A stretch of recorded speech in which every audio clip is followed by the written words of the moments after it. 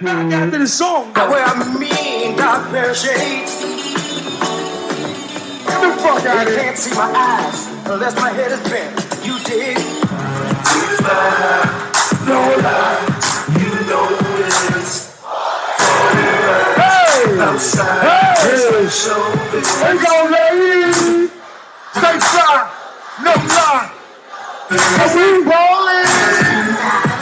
Look, let's go. The ball didn't make one. I'm probably cars on. Ace fly rides into double by the garage. I stay sky high. I fly with the stars. Them G4 flights, they be 80 grand large. And so I lean with it, not with it. Vertical Jones, I mean with the top missing. I'm seeing clear with my bottom clear. I hop down second jeans in my butt missing. But then I think about 8 grand money on stage. She was doing them. I think she likes me. She hit the floor, made it clap. I had my fellow to the floor screaming, fuck the clock. We fly high, no lie, you know this. All in. Hey, outside, hey, it's like showbiz. Here go, ladies. Stay fly, no lie. Cause we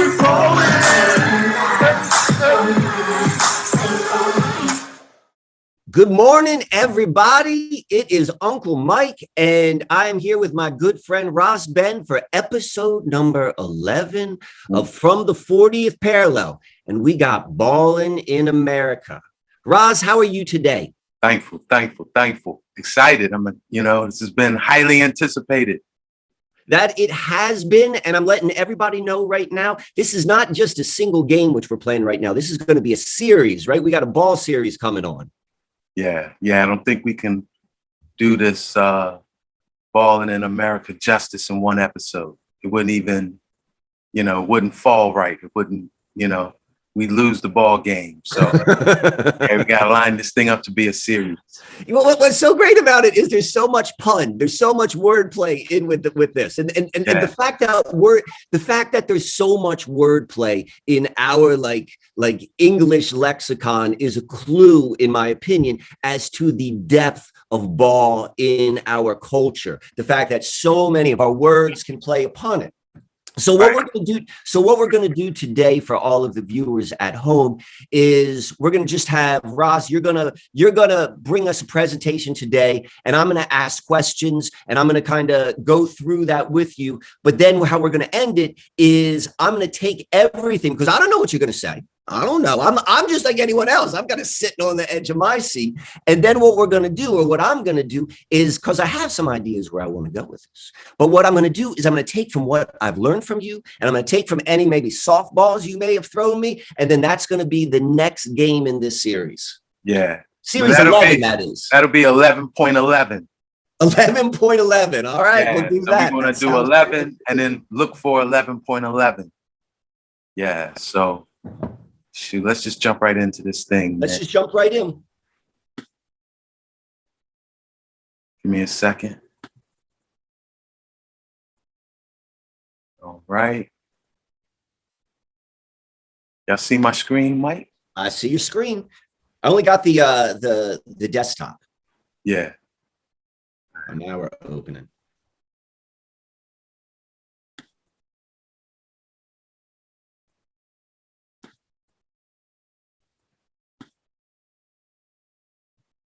Hey, let me say something right now while we got this moment. And I want to say this, and I'm going to address the folks at home who are watching this. And you and I were talking about this before we started recording. And it's the amount of feedback which we're receiving from the viewers. And that's fantastic. But I want to say what I'm finding most exciting and most inspiring about doing this work. And it's hearing from the people who are listening to what we're doing and then applying that in their own backyards, looking at where they live and beginning to understand the geography, the city planning, the history, all of that, as all of these stories which have been in our unconscious are starting to come up and be viewed. And I love hearing those stories. I had a friend who came up, or, you know, they're all friends, but it was someone who I met through Susquehanna Alchemy who lives down in Virginia Beach. And I gave him a tour of the area, and he said he's getting ready to go and do his own revealing of his story. So I want to encourage anyone who's listening to this anywhere on the planet, you know, you go and you follow that inspiration, because it benefits us all. Absolutely. Absolutely. And we're going to see how critical and relevant that is today in our discussion. We're talking about activating global mound matrix and the fullness of what it means, you know? So, yeah, today's reasoning is balling in America. Okay? And I do just want to affirm, like what Mike is saying before we even, you know, get into the meat of it, that I've been getting a lot of feedback in a lot of different ways. You know, the comments, I have been paying attention. We seen this episode was highly anticipated, you know, through the comments. People been hitting me up in the email with all of these synchronistic mentions of ball and balling coming up in popular media. You know, I think the upcoming American Horror series is its first episode is going to be ball. And, you know, someone hit me up, brought that to my awareness. Yo, just this last week, the rap artist who I guess made the Ballers anthem, you know, We Fly High, We Ballin', Jim Jones, was in a versus battle with the Locks. And, you know, it is kind of like a unanimous opinion that Dipset got, you know, they got smashed. You know, the Locks took them out. Jim Jones even fell off the stage. You know, highly interesting. You know, I'm gonna run the clip so y'all can hear it and tune in and hear how, you know, this balling, the Ballers anthem was, you know, run on a versus just this week, you know. But I do want to say that, Mike, man, how we live in a quantum reality where the omniverse is a magnetic mirror. Man, we opening up portals with these reasonings, bruh. Because that last episode, we named it The Queens Hold the Keys to the Greatest Mysteries, you know? And yo, when you drop that Queen Esther science on me, it was like one of the last pieces to a 500-piece jigsaw puzzle, bro. You know, it allowed, or if it wasn't the last piece, it was that pivotal piece that once you put that in, it's like you see how the rest of the pieces fall into place, and you can seal that thing up, man, because there were mysteries in my heavens after doing the research that became Free Your Mound and Your Mind Will Follow, right? Particularly how to articulate the different types of mounds that you would find in the Americas, right? And the time frame that you find these mounds through the Americas, you know? I was very limited in my scope of research on Free Your Mound and Your Mind Will Follow, because I couldn't really articulate these things. Like, I couldn't articulate the dimensions and realms as it related to pre-flood mound builders, you know? So I was like, yeah, I'm not even talking about pre-flood mound builders. And I knew there was a difference in mounds post-flood in terms of some mounds were like humans in them, and they were just like earthen mounds. You might have found like copper implements or different pottery, you know, human artifacts, but you weren't finding giants. You weren't finding armory, you know, giant swords and chest of gold and these other fortification mounds, where the mounds were, it wasn't just a burial place. It was also a place of defense, and there was evidence of war and mass burials. And like, how did that all fit together, you know? But after you drop the Queen Esther mysteries on me, allowed me to put a lot of the pieces together, even the Mormons and them being mound gritting, the early mound gritters of the nation, like what they were looking for. Okay. So this is all what we're going to penetrate today. All right. Fantastic. I can't wait to hear. And I want to start not with a question today, but with a statement that we're going to reaffirm as we go through this thing. When we study in history, mystery, and prophecy, it's consistency and continuity that reveals the truth. Consistency, like you see this thing, it's consistent with the myths and the legends of the indigenous people. It's consistent with what the archaeology reveals. It's consistent with what we see in classical literature, mythology, and it's consistent with what we see in history. Recording it, when you see consistency across the board, and you also see a continuity across time, like the same phenomena expressing itself across time, then you know what you're looking at more than likely is a truthful angle, a truthful thing, you know? So keep that in your mind as we go through this ball in America. Okay? And we're going to start by once again decoding this statue, the spirit of enterprise, because this is ball. This is ball in America right here, right now. Okay? And it shows an important truth that groups that we would call Native Americans or indigenous Americans, people who were in the Americas before the arrival of the colonists, they was playing ball. You know, there were groups playing ball. And the reality is, again, continuity. To me, it doesn't add up that, right, the Americas was in an Edenic state. Not that this wasn't at one time Edenic, but that right prior to colonization, that, right, there was just this Edenic state, and the indigenous were living at a time of peace, love, and happiness, and then bam, just this great catastrophe befell them. No, that's not a perspective that lends itself to continuity. There had to be a chain of events which had momentum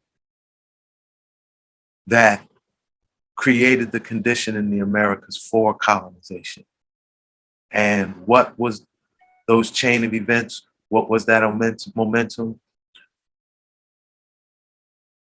Playing ball, playing with ball, the spirit of enterprise, the spirit of commerce. And what happened was the indigenous got balled out, playing with balls, you know? Because look at this indigenous man right here, right? Who's on his back. See the way this statue is laid out? You look at it from this vantage point. You have a Nephilim, you have a giant right here on earth. You see people jogging and running by him, by his foot. You can see his scale. He's a giant. He's a Nephilim. He's a fallen angel on earth. In Scout's pose with a super large penis with semen coursing through it, right? Represented by like that spiral stream coming out of his loins. And he's ejaculating, right? You see that's the seed, the same seed coming out of his loins embodies the same seed that represents the eagle sitting on top of his penis. So he's, you know, ejaculating the eagle, the spirit of, I guess what you would say, America, right? But then when you look at him on this side, it's a Lenape on his back. And this giant, this Nephilim in this hand, you see his hand at the top. Uh-huh. He's holding a caduceus, which is the staff of Imhotep, the staff that, you know, our medical association uses as its emblem, right?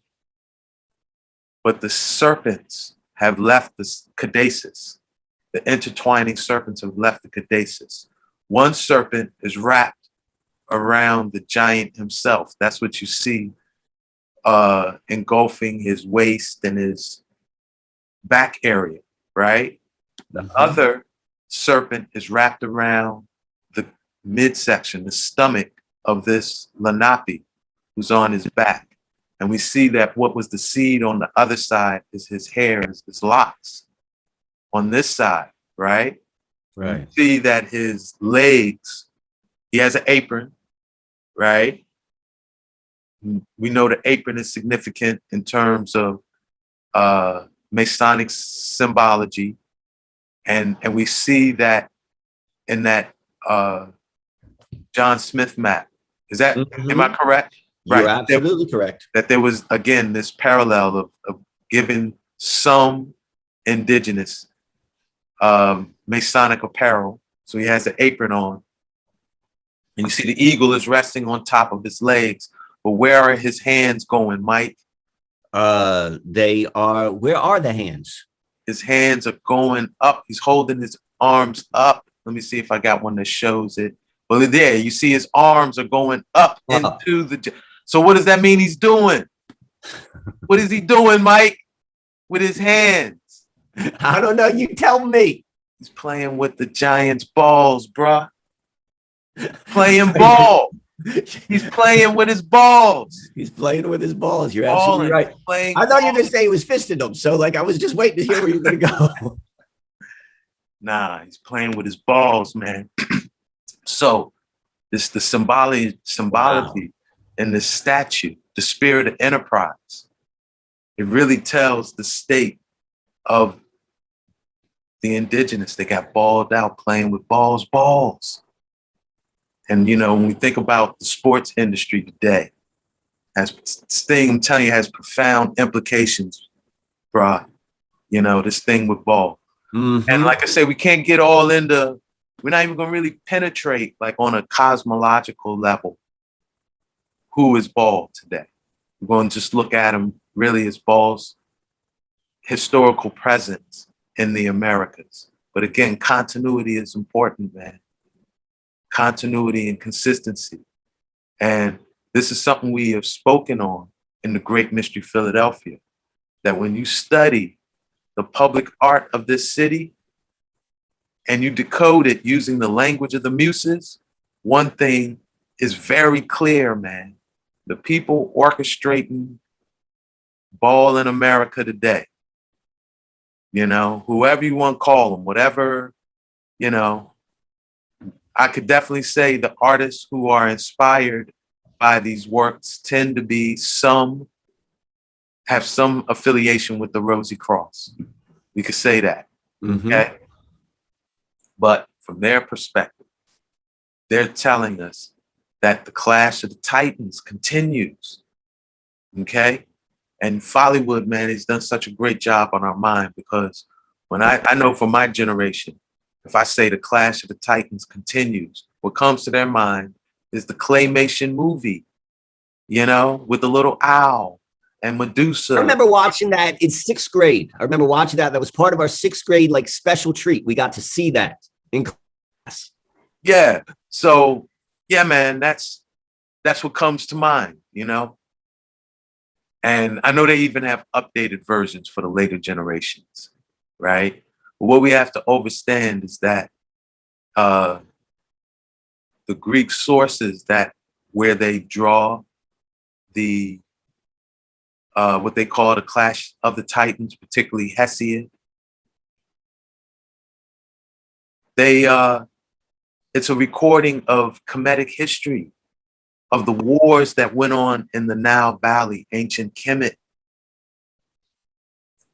And that if you look at it from that perspective, you're able to line up the mythology around the Greek gods and what they did and, you know, how that thing played out. And that's important. Why? Because it continues. This thing never stopped. And the Clash of the Titans was occurring here in the Americas, concurrent and after the Clash of the Titans in the Nile Valley, you know? And at this current state, where we are in the clash right now, we could say two titans are running the earth. And that would be Prometheus and Baal, you know? And here we're looking at two statues of by Jock Lipschitz. Prometheus strangling the vulture in front of the Philadelphia Museum of Art, and the spirit of enterprise, like who we said is Baal. And that's on Kelly Drive, right on the Schuylkill River, near where the 40th parallel begins. So, give a brief overview of the Clash of the Titans, right? Started 17,000 years ago when they say Prometheus ended the golden age, okay? By giving technology, electric fire to humanity. In ancient Kemet tradition, Kemetic tradition, this was Ptah Seker, who became the patron deity of Memphis or Menefer, overthrowing Asar Anu or Asar Ani. He's, you know, known by both of those, Anu or Ani. He's like, if we could say who Asar is, he's the god of terraforming. He's like this celestial sky god who comes down to earth and seeds the earth and makes this garden on earth and puts humans in this garden. And what do I think humans' purpose was in this garden? To build mounds, to find the magnetic earth grid and bury their dead as a part of this terraforming. I think the soil that was made by making these mounds made lush gardens on the earth. Okay? And that was the original Edenic state that we weren't supposed to be buying and selling shit with no spirit of enterprise. We weren't supposed to be using no technology. We were just supposed to be living, burying our genetic material in these mounds on these earth grid points as a part of the terraforming, right? And Ptah Seker ended that 17,000 years ago. Consistency and continuity. This same cat we was checking, right? What him tell us? Yeah, he was born one day, yes. What him say? 17,000 years ago. So this guy, and he said he wasn't the only one. He said there was about 12 or 13 of these characters. But these cats embody Prometheus, these fallen angels who are here on the earth, you know? We're going to show, well, let me even mention this.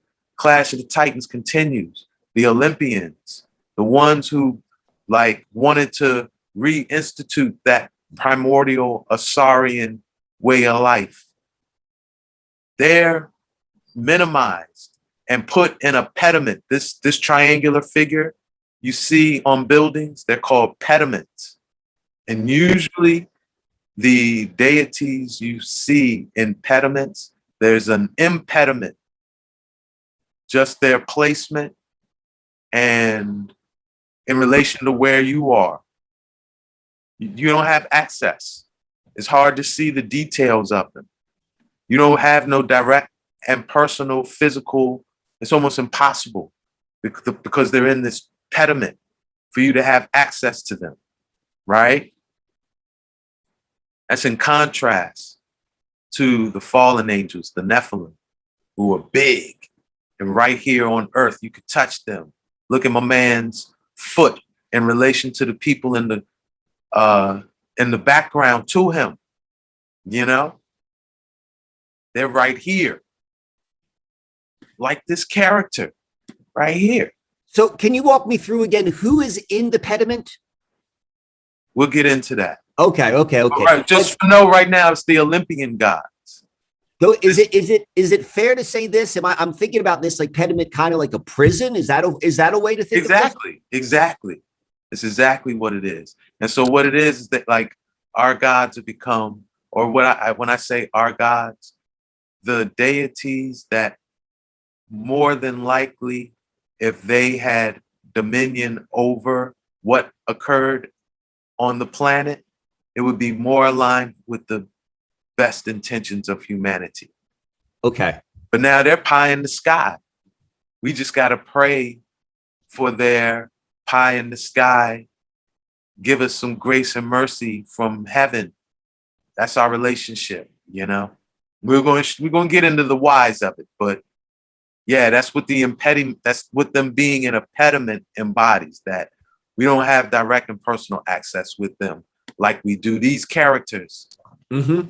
And like here we can see this man was saying he dropped the tapes. He revealed, remember this, with these cats for their magi to work.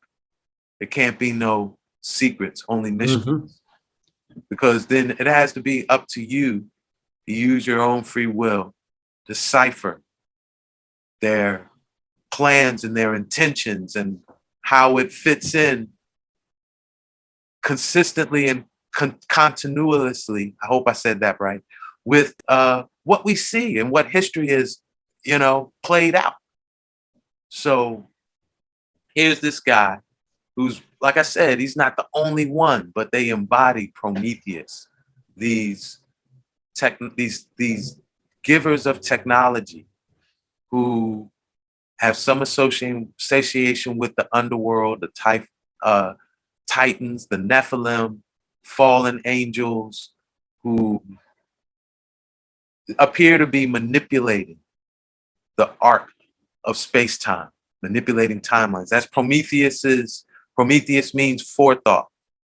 And his gift was that he could see what the future is supposed to be, which ultimately is the Nephilim catching a harsh judgment for their disruption on the planet. He sees what the future can be. It's, you know, goes into different points in time, changes shit up, changes the timeline, right? For his own personal self-interest. So this thing started 17,000 years ago, pre-flood. All right, we got to remember that. And this was a pre-flood clash, and a part of this battle involved Ptah and a different Ptah Seker is like Ptah, the manipulator of time. Ptah Seker brought forth men. Okay, so Seker is the second, men is the minute. They are the tick-tock. They're the ones who created the doomsday timeline on the tick-tock countdown. The second, Seker, and the minute, the men, right? But Ptah in another form that was sacred in Memphis. Ptah Tenon, like Ptah of the underworld. Ptah, the Ant-Man who would dig burrows and tunnels underground. And you know, when an ant hill, like or ant or a termite, when they come above ground, they make a little mound, they make a little hill. Yeah, they do. Right? So Ptah Tenon was taking over. Remember, I told you the original Asarians, they seem to be, if you ask me, this is my humble opinion, me putting these pieces together, right? Mm-hmm. Their original intention in Anu's terraforming was to build mounds that would make a certain soil that would create lush forest, you know, aligned and like kind of in tune with the global mound matrix. Ptah Tenon took over, well, engaged in these pre-flood mound gritting battles. And they would build these monolithic stone masonry edifices or fortresses on top of the mounds they took over. Are these pyramids? Pyramids is a part of that, yeah. So we're going to get into it. Okay. Just hold that thought for a minute, you know, that this is what was going on pre-flood. And that was, again, this Prometheus that ended the golden age 17,000 years ago. This was a dimension of that battle, right? Okay. The more recent Prometheus, Ramesses II of the 19th dynasty, okay? This dude did a lot to attempt to manipulate the past from the 19th dynasty back in history. Whereas it was just known in Kemet that Asar Anu was the god for humanity. You know, the God that just gave humanity the abundance of the garden that was known as Ta Natir, you know, land of the gods, where there was just such abundant food. We lived in an Edenic state. There was really no need for commerce, right?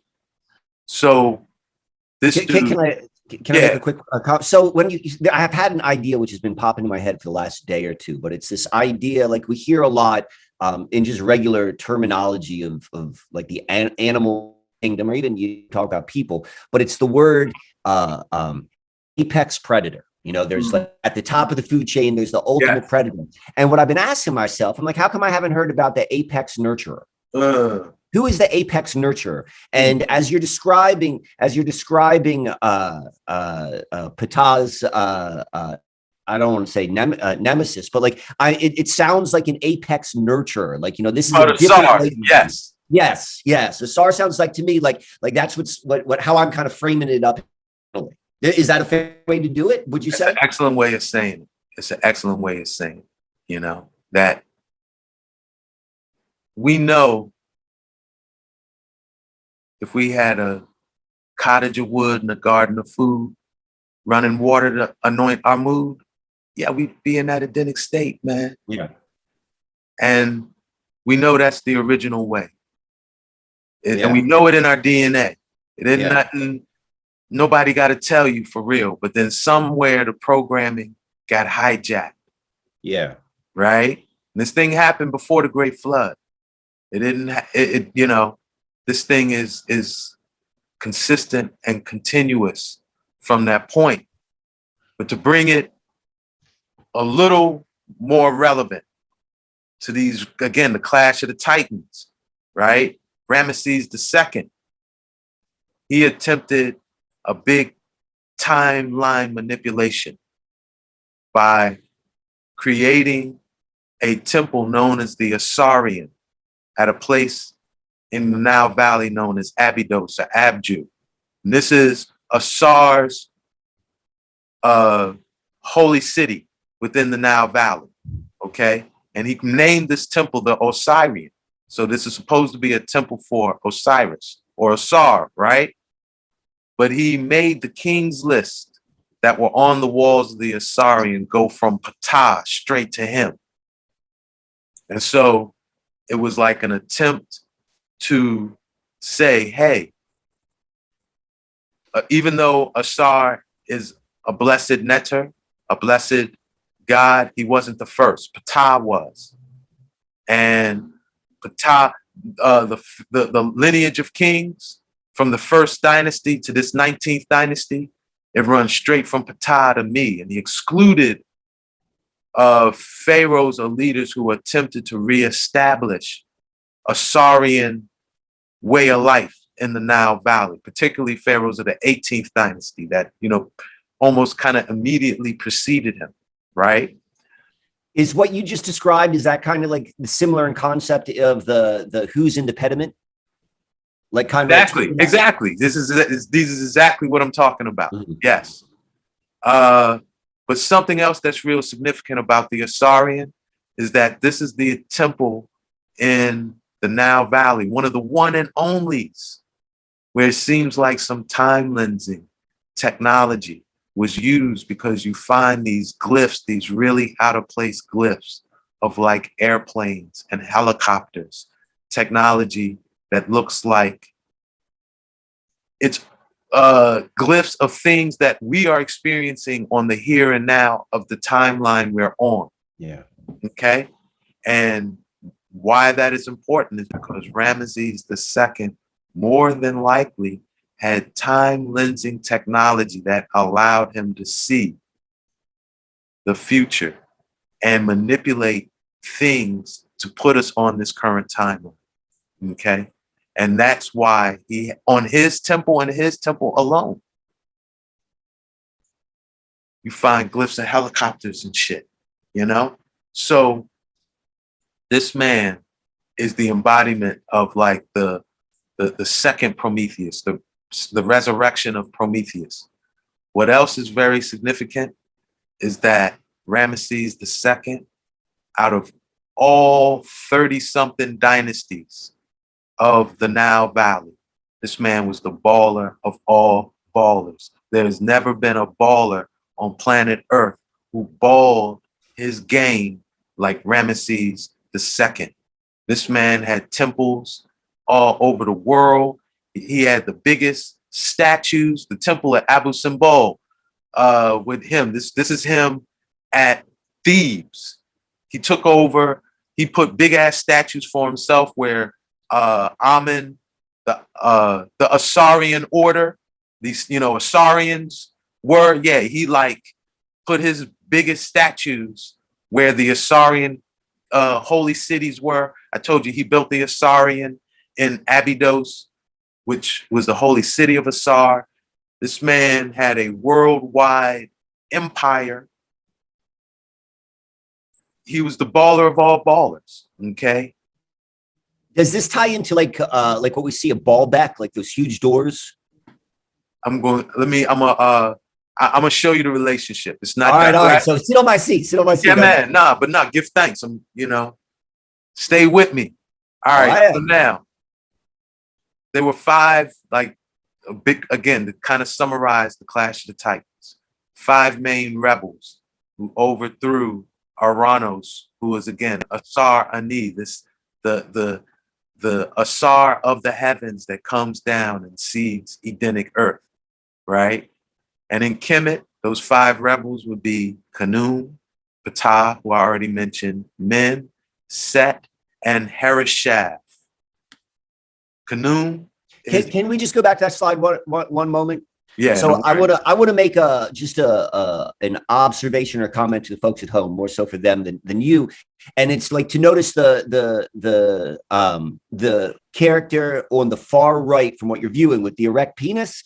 Yeah. So when Roz is talking about, like, you know, when you're looking at the statue in Philadelphia, and he's like, look, this is a huge phallic. Like, this isn't like seeing that like in shape because, well, it's kind of like in between his legs. Like, there is a strong continuity of the erect phallic in part of the artistic demonstration. Like, this is part of how it's demonstrated. Thank you, brother. Thank you. Yes. Continuity and consistency. Continuity, exactly.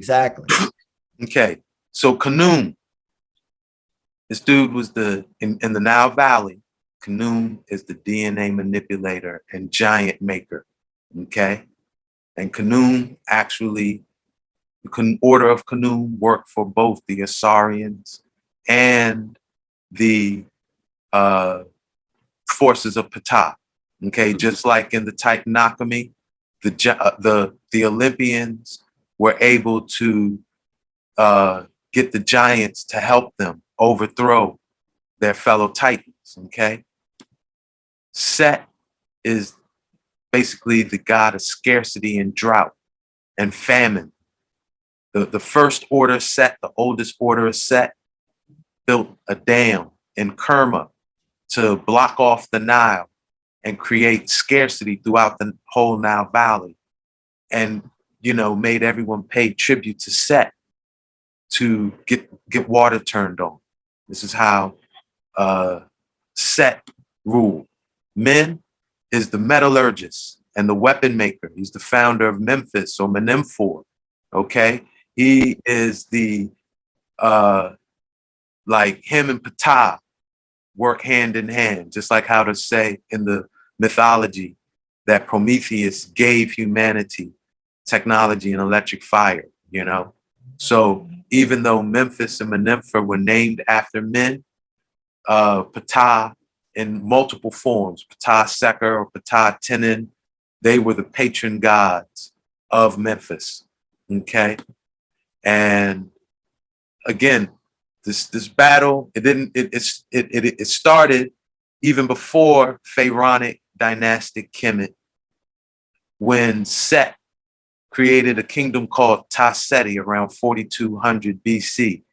And if you could see the pointer, this area of Kerma right here, Set built a dam that prevented water from coming up and created famine all along the Nile Valley, resulting in the arise of Haru Bahutep, who was a known deity right here in Edfu, also known as Idru, right? And this weaponized Heru. And he was given weapons by who? Men and Ptah. Remember, Prometheus is the manipulator of time. He's the one who kind of uses the problem, reaction, solution, the pendulum swing. He wants to enact something in history, so he creates the counter opposition first, which will then just bring out, following the law of polarity and the law of gender, just naturally bring up the solution that they want, right? So he wanted a weaponized force in the Nile Valley. And because Set was creating drought, Men and Ptah weaponized Haru here, gave him what, like when you read the accounts, it was like flying craft and, metal swords and shields and shit. Like this was one of the first times post-flood, I guess we could say, that these type of things appeared, right? And then that led to... So can I ask a question quickly? Yes. So the way I'm kind of thinking about how you're telling this or explaining this is like in the modern terms, like it's almost like it's like kind of what we think of an arms dealer or any of these like or international agencies that get themselves in a situation and they come in like, this is your choice. Like, yeah, you got this problem. Now I'm going to sell you, whether this is the IMF giving loans or like what have you. Like it's and what's interesting is like as I say that, like this is the same place on earth. Like, if you think about all of like the economic warfare, how it was done in South America and Africa, like it's the same model which you're describing right here. Same continuity, but this is the original. This is the original, exactly. This is where it began. And this makes it, when we see the continuity and see it like in our modern understanding, like, okay, I see how this is playing out over and over again, and it's the same game. Yes. Hey, and I should say, Set used the Order of Khnum to build this dam. Giants.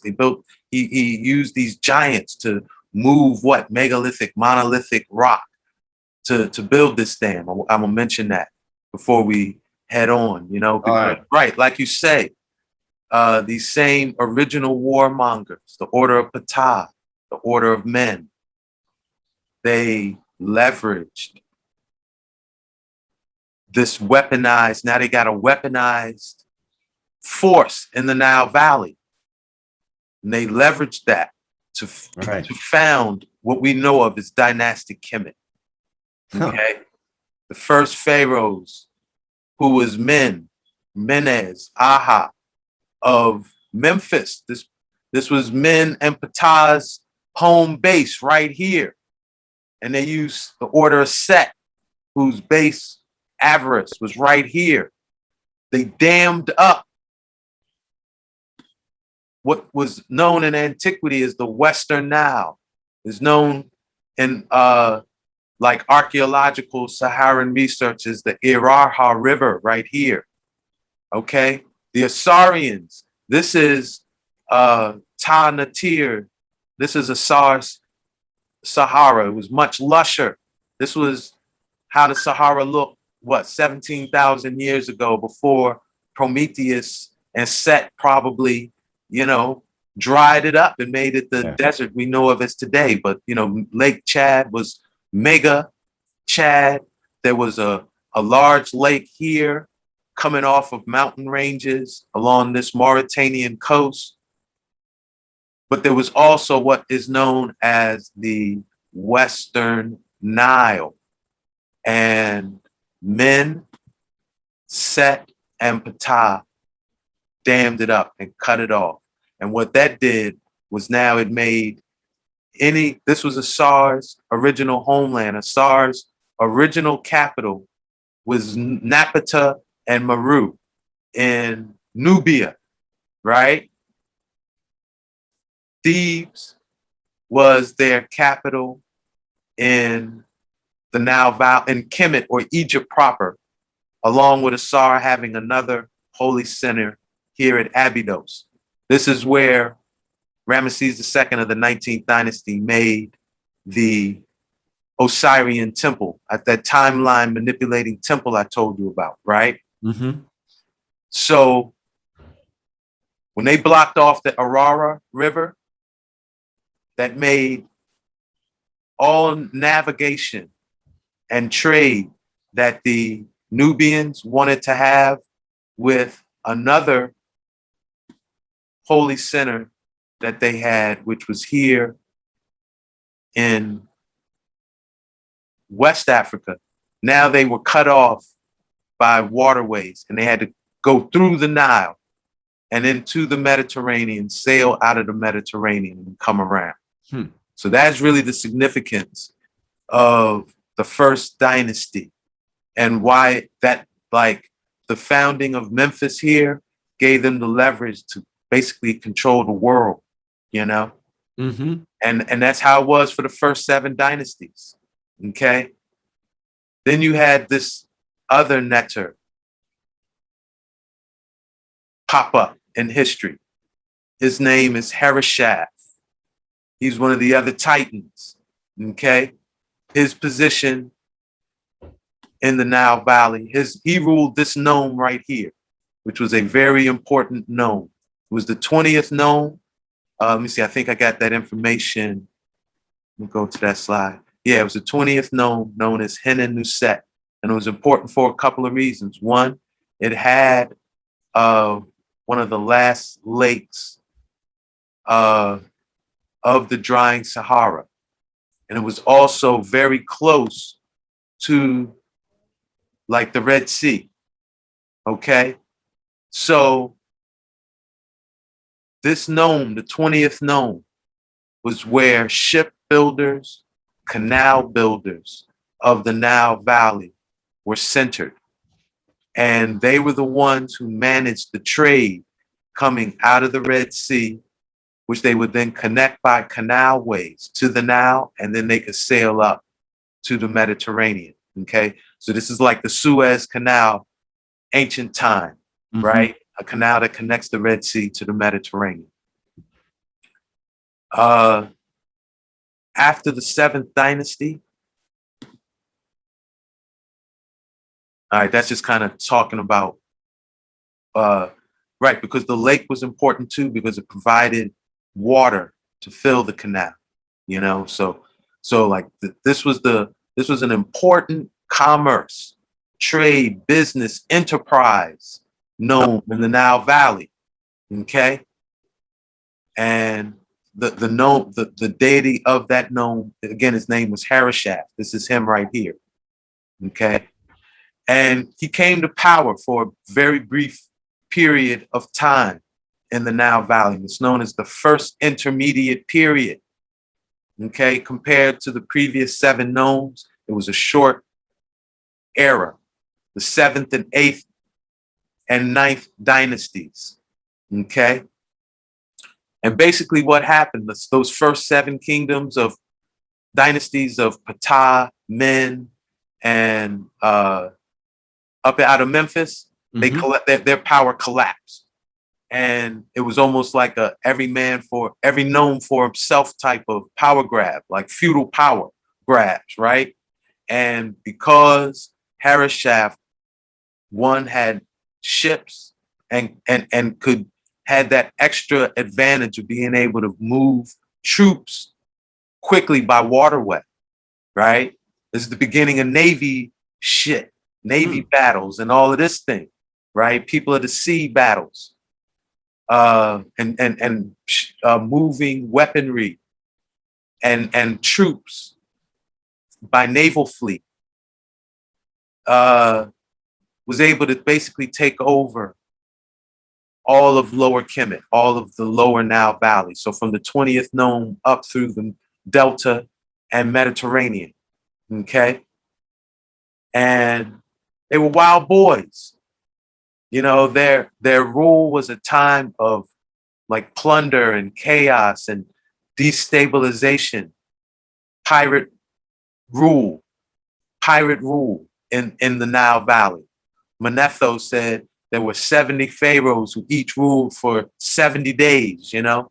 Like there was always conflict and fighting amongst the pharaohs and leaders, even like in family, you know, family killing and gacking family to be the ruler. A lot of greed rule, okay? And so by the 11th dynasty, they were defeated. But they were defeated by like an alliance of Thebans who were an Assyrian order, right? These ones who, again, were attempting to live like Assar, natural mound building, live in an Edenic state of abundance, right? The Assyrians and the Ptah order based out of Memphis. They created the 11th dynasty of Mantu, the Mantu dynasty, right? And who came like as a bull of peace.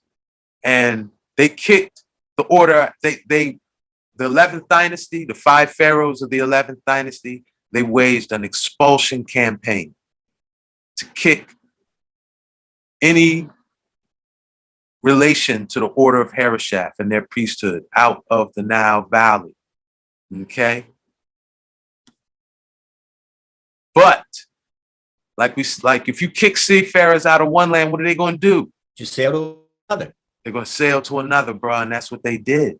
And so they just settled colonies throughout the Mediterranean world, throughout the Indus River Valley. They just set up shop through them all. And their biggest center, and that's the thing. And then when they did this, let me say this, Baal took on many different names. Each place where a colony was settled, it was still Baal, it was still Harishaf, okay? But everywhere he went, he got like a different name.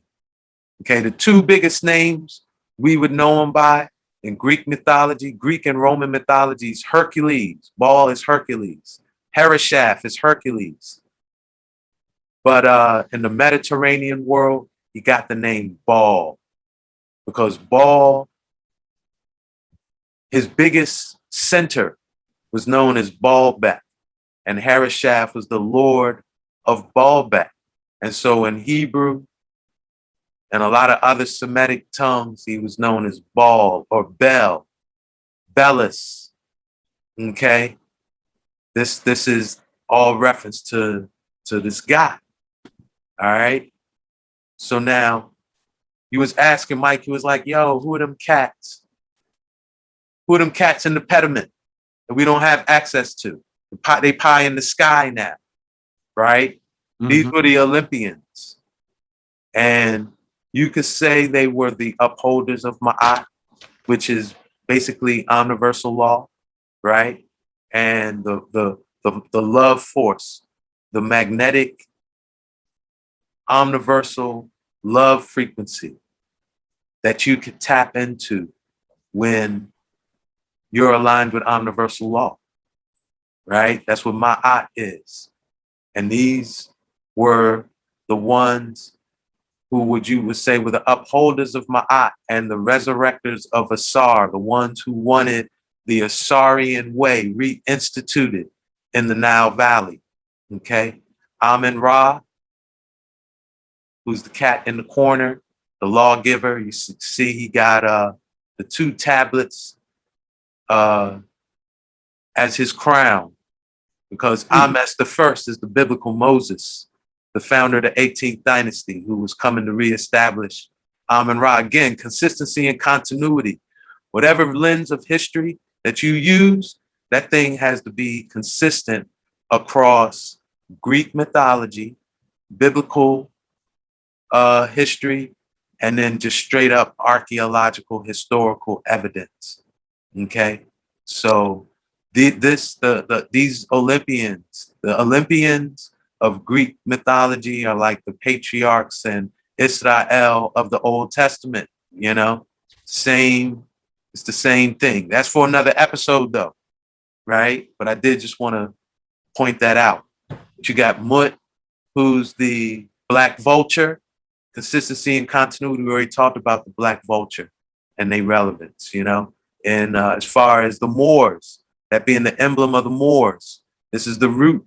This is going back to Mut, okay? Sekhmet, the lioness, Heru, Anpu, Happy, the river god that makes us happy. I don't know if you've ever really fully penetrated the mysteries of Happy, Mike, but you know, you should study Happy of the Nile Valley and how without Happy, nobody's going to be happy. The importance of water and the sacredness of it, and how the things that Happy created on earth is what was mirrored in the celestial waters of the heavens. And, you know, those was reflected in the cycles and rhythms of how water flowed and how it synced with, you know, the rhythms of the earth. You know, Happy is right here. Okay. And it's the symbol Neptune, the trident. You see the trident in their tie, right? This is the root of the trident right here. Okay. And Het Heru, the God of values, the God that teaches us what is most important in life, and gives us judgment and guidance, you know. These are the Olympians, and they were based out of Thebes right here, okay? And they more or less said that the original home of Asar was right here in Napata, okay? And the proof that they said of that was that there was a mount in Napata that had a natural formation that was the inspiration for the shape of Asar's crown. Okay, so this is here in Napata, but Asar also, his most ancient temple was here in Merowe or Meru. Okay, and this is deep into the Sudan. All right, and you see when Set created Taseti, he built this dam here to cut off the Asarian original homeland of Asar from the rest of the Nile Valley. Right, the Thebans, the Olympians, like they came to reestablish the Asarian order throughout the Nile Valley. Okay. And they called Napata was the original Mount Olympus, Holy Mount, Mount Zion, but they recreated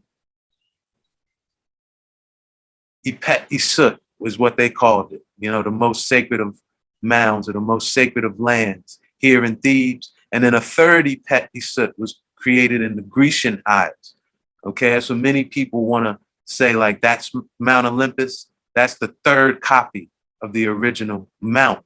But you know, when you really, again, align the clash of the Titans with what happened historically, which we could say like, yeah, man, this thing, Ross ain't making none of this history of Kemet up. Everyone can go and verify this independently, you know. And I'm the only reason why I'm not citing sources for time's sake, you know. And this is like basic history, you know. So again, within Napata, that cliff is called the Jebel Barkal Cliff. It's the originally Petty Soot, the most ancient, most select, most holy of places, right? And Amun is the known deity of Napata. So the order of Amun came up to the nome of Mut, the nome of the vulture, the nome of thieves, because they said, yo, this nome right here was where Asar originally founded Ta-Mari, or what we know as Kemet, before Ptah and Men and them boys took it over, right? They said that this was where the Asarians here and Abju was where Asar ruled this land before the takeover. And it was in the nome of Mut, the nome of the black vulture. So they said, all right, we're going to set up shop here, reinstitute the Asarian way of life. And they are known historically as the 12th dynasty and also the 18th dynasty, right? I'm not going to get all super deep in the history. I cover it in Rocks of Ages, a new edition, and the Great Mystery Philadelphia. We do go through all of this in the Great Mystery Philadelphia. Again, why is this relevant? Because when you study the art, architecture, archetype symbols of this city, Philadelphia, right here, they're telling you that from their perspective, the clash of the Titans continues. So you got to know what really went down. How did this thing go down? Right? So there ended up being a 10-year battle between the forces of the Olympians based out of Thebes and the Titans, who had up to that point, Harishaf, Ptah, Men, all them boys, right? And that was known as the Second Intermediate Period. There was a 10-year war where the forces of Set, who hired these foreign invaders who had the technology of horse and buggy, horse and wagon, militarized, right? They got up in the Nubia. They got all up in the Merowe and the Napata and almost overthrew Asar's original homeland. And the Asarians had to work with the Order of Khnum, right? They had to work with the Order of Khnum, work with the giants, some genetically manipulated large humans, to defeat the boys of Ptah and Men and Set and Harishaf. Okay, and so this ended up as what we would call the founding of the 18th dynasty by Ahmose the First. Ahmose the First, who is the biblical Moses. Okay. Again, that's for another episode.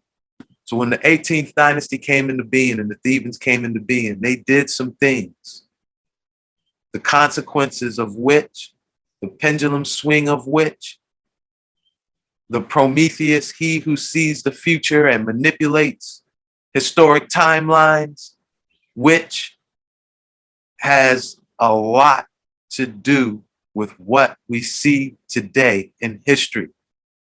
And we really have to research and study what was the aftermath of the Second Intermediate Period of dynastic Kemet, what happened in the 18th, as well as the 19th and 20th, even though the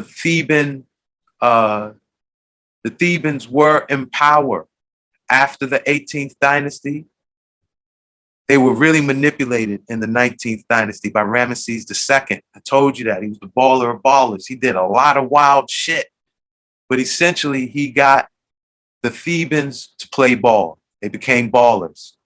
They instead of making the Asar way of life make everyone go back to living naturally. 10 simple laws, do unto others as you want done to you, right? And just live in that Edenic state.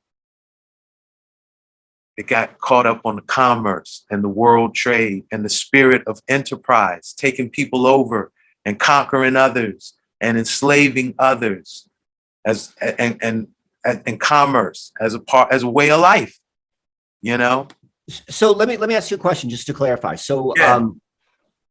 So can you go back to the previous slide, the rise of the Olympians? Yeah, the rise of the Olympians. So those are the rise of the Olympians. And those were like happy and all of the people we talk about who were in the pediment or the triangle. And they were at one point, they were kind of like the protectors, or they were moving back towards that Edenic lifestyle. But it was at this time when those that were at that level that were supporting the Edenic lifestyle, that's when they shifted. And then the 18th dynasty. The 18th. So then at the that 18th point, dynasty started out like seeming like, yeah, we're going to reinstitute this. We're going to reinstitute the Assyrian way, the natural original way. But then they too got caught up with that spirit of enterprise, using like biblically, how it's expressed biblically, how did King Solomon spread his power and influence throughout the world? Through partnering with Hiram of Tyre, the baller. Right.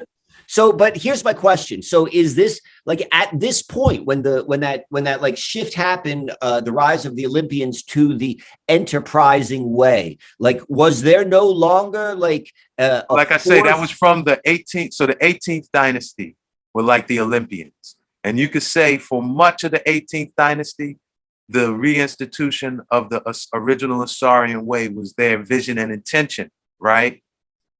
But by the time the 19th dynasty rolls around, Ramesses II, his father, Seti I, and even the last pharaohs of the 18th dynasty, okay, it kind of waned.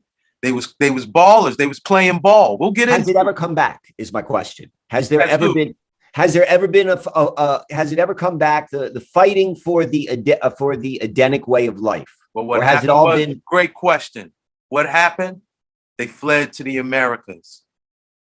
They fled to the Americas and attempted to live Edenic over here. So until the ballers made their way back to the Americas. And what you were talking about in the beginning of The Queen Holds the Key. And you were talking about the Americas, like what it was like and who was there, and as the refugee state. Yes. So that is kind of like how these two storylines tie together. Is that correct? It's exactly correct, bro. That's all right. This is like, and I need everyone because this is a big story, and this is it, bro. This is this is what I'm telling you. When you drop the Queen Esther on me, you don't know what you did, bro. You put me in the position where I could put that pivotal piece to the puzzle together that kind of brings, like, yeah, man, you're gonna see where we're going with this stuff. Right. So we was talking about how the aftermath of the second intermediate period is just so critical to the pendulum swing of history, or the arc of space-time from the past to like this Philadelphia experiment timeline we find ourselves on today, because we mentioned some of it, but another important aftermath, what the Thebans decided to do with the Order of Ptah out of Memphis was to expel them from the Nile Valley, put them in exile in the Caucasus, Kaz, what we know today is called Caucasus Mountains, right? And subject them to a lifestyle of utter bondage, enslavement. They were made to be miners and forgers of metal, Okay. And that was the lifestyle they were subjected to. And the Theban legions of Mut, under the banner of the Black Vulture, was who kept them barricaded and secluded, blocked off in the Caucasus Mountains. And they would bring in everything that they felt they wanted them to have and extract the metal, raw and manufactured, that these original Caucasians were producing. You know, this is the creation. This is the historic event that created what we would call like the technologically driven, detached from nature European who, appears to have some problem with uh, Black people. You know, their quote unquote white supremacist ideology. Like this is the historic foundation. I think I spoke about how when you really, in a previous episode, when you study Christian Rosencrantz and who he is, like, one of the reasons why it appears like omniversal law is on their side, or like they got levels of providence, they're able to just do what they want to do, because the pendulum swing of history, the balance of the scales of Ma'at is still in that zone of providence, because of the legacy of this aftermath of the second intermediate period, you know. Very important. We got to study this thing. Can't not factor this in when, right, because we were just studying history, you might not factor it. But when you study history, mystery, and prophecy, you have to factor in omniversal law, the laws of cause and effect, the cause of polarity, right? These things are real, okay? So again, Mut, the Black Vulture, imprisoned Ptah Seker in the Caucasus Mountains. And we know the Theban legions of Saint Maurice and the early Moors. They conquered Europe and enslaved Slavs under the, the banner of the Black Vulture. Okay? That's, it is what it is. And so when you see Prometheus strangling the vulture in front of the Philadelphia Museum of Art, okay, you know what it is. This is why Prometheus, who, when you study the mythology, his punishment for giving electric fire to humanity was that he was bound to a rock of eternal torment in the Caucasus Mountains, and a black vulture would come and eat out his liver every day. But because he was immortal, his liver would just grow back, and he would have to relive that torturous experience every day. And who frees Prometheus from the rock of eternal torment? It is Hercules. And who do we say Hercules is? Hercules is Baal. Okay.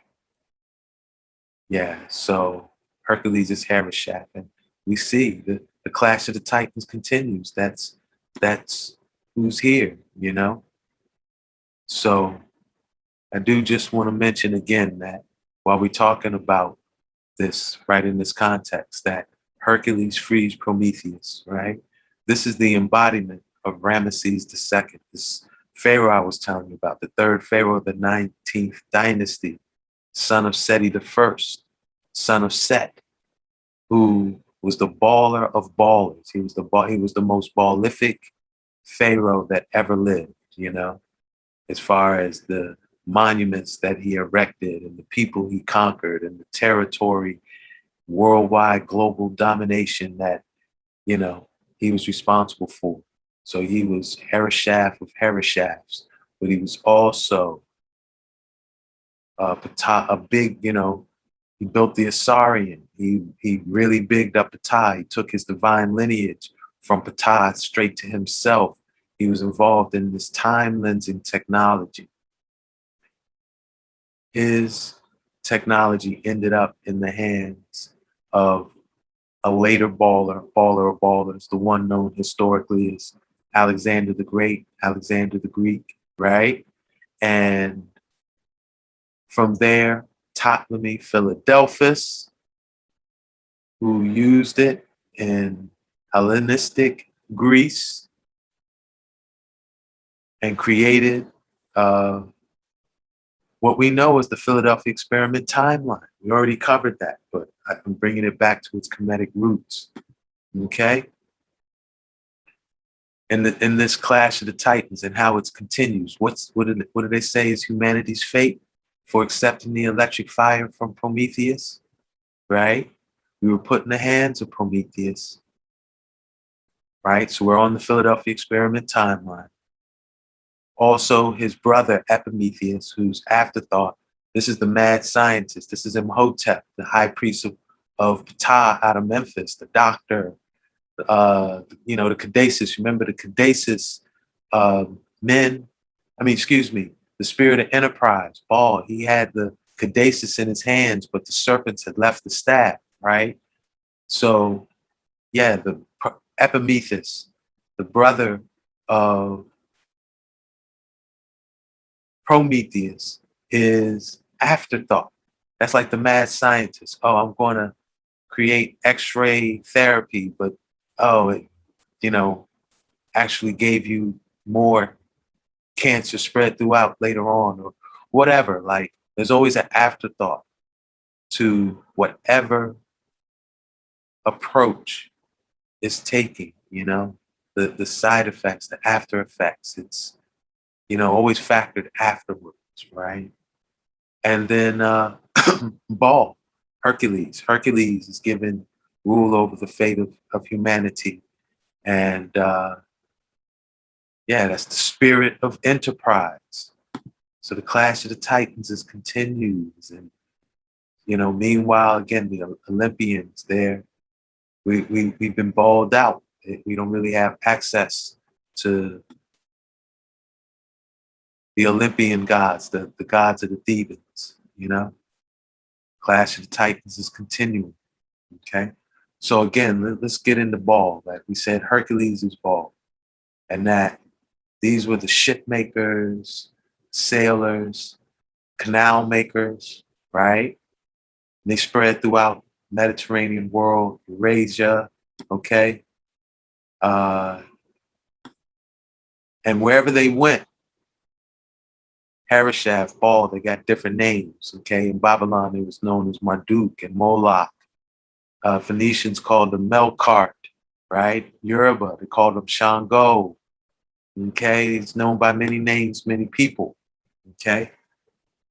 Something else, we already mentioned this earlier, but this is important, that really the Thebans, at some point, and biblically it's recorded in the time of Solomon, they aligned with the Ballers and was probably balling here in the Americas, Why is that? Because King Solomon had a pact with Hiram of Tyre, and Hiram of Tyre was an absolute baller. We're going to get into that, right? But the ships of Tyre, Tyre was given to Hiram by Solomon in exchange that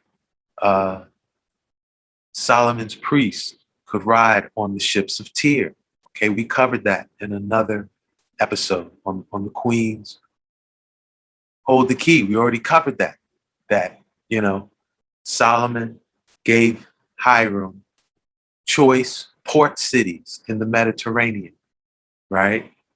And made a pact that his priests could sail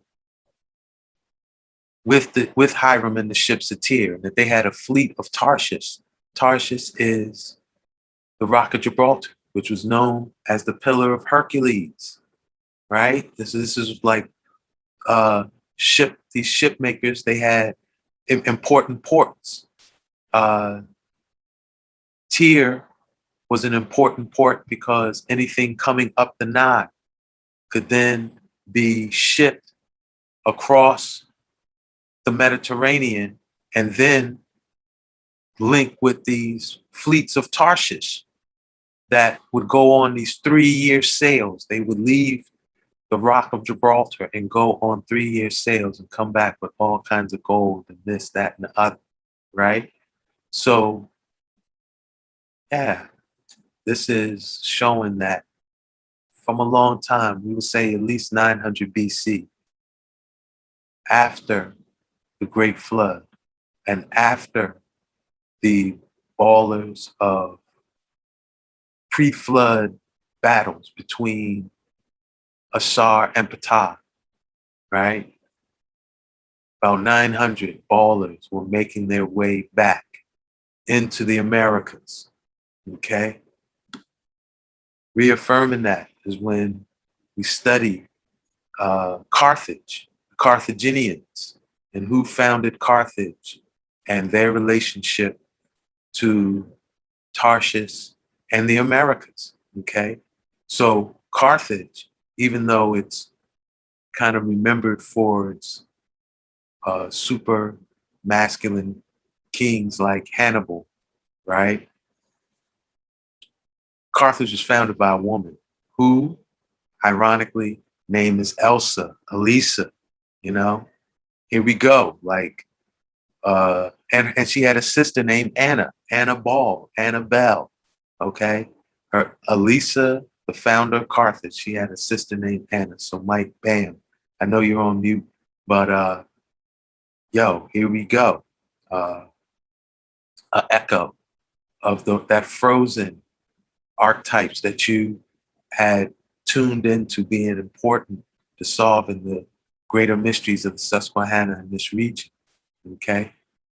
Here it is in the legend of the founding of Carthage, where her Greek name was Dido and her Semitic, Phoenician, Hebrew name was Elisa, okay?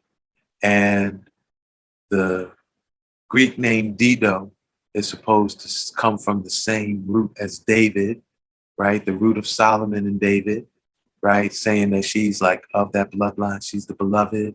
She's the traveling Hebrew, right? Or the wanderer, okay? And she is the granddaughter of a king of Tyre named Baal-Esar II, or Baltazar, right? And her husband was a wealthy merchant. And again, this is how these ball players play. Her brother coveted her husband's wealth. And so he killed her husband and was gaming to kill her, was planning to kill her. And so she had to flee. And she fled from Tyre to Carthage, right? And she was said to ask the Carthaginians for a small piece of land. She said she wanted just a small piece by the coast, but as much land as she could define with a cowhide. And the Carthaginians, who lived there previously, them assuming that that would be a very small piece of land, they said, all right, no problem. And she created the most surface space possible by solving what is known in mathematics as Dido's problem, or the isoparametric problem, enclosing the maximum area within a fixed boundary, right? And she did that by cutting the cowhide into thin strips and making an isometric pattern around a mound that was close to the coast of the Mediterranean. And so thus she was able to occupy this like super important piece of land that became, the city of Carthage, okay? And, that is significant because what it really shows is that even though it's a matriarchal society like that really honors the seat of womanhood on the mounds. It's like, you know, they still are mound gritters. They were mound gritters, okay? You compare the story of the founding of Carthage to the story of Romulus and Remus fighting over mounds to found Rome, okay? And that really does reflect how the daughters of Tyr, they had a love-hate relationship with Rome, you know? Aeneas, the ancestral founder of Rome, was supposed to have, you know, been loved by Dido, and he kind of spurned her love, so she killed herself, you know, and this kind of set this love and spurning of love set the stage for the love-hate relationship expressed in the Punic Wars, okay? But something else that's very interesting about Dido, a couple of things. One, the Barcid family from whom Hannibal descends from, you know, their claim lineage from Dido's family, okay? A younger brother of Dido is the patriarch of their family, right? But also it is said that Dido caused her thong to be placed as a half circle, touching the sea coast at each end. What? What is that reference to? Of course, one, it is like why reference her thong? Because she's a daughter of tears. She's a daughter of you know, I guess we would say Africa. You know, she was a woman of the, you know, divine feminine goddess type. You know, her hips and waist made you couldn't help but observe her thong, but also that curving semi-circle, half circle made by her thong was reference to that north wind passage we've been talking about, that the Carthaginians, the Tyrians, the Tarshians had found, and how they were coming over here and bringing refugees of Israel over here, right? And that this was the legends that were played out. This is the history that was played out, that was recorded in biblical narratives during the age of the prophets, you know, up until like Jonah, including Jonah, Ezekiel, Jeremiah is another important one, Isaiah, how they're documenting how different periods of occupation and destruction of Israel, the northern kingdom was fleeing certain places, the southern kingdom was fleeing certain places, you know. This is where the northern kingdom was fleeing. So Dido, Elisa, very strong legacy in North Africa and Tunisia, where modern, you know, day Carthage would be. The daughters of Dido is a national symbol. Women, prominent women and beautiful women of the area referenced as daughters of Dido. And, you know, the daughters of Dido are very, very important, even in Greek mythology. And so this explains a whole lot when we study Jane Lead, the Philadelphian prophetess, and some of the things we find in her prophecies in creating the Philadelphian society here in the West, right? Where when, right, these propositions for Philadelphian society was recorded lectures of Jane Lead. And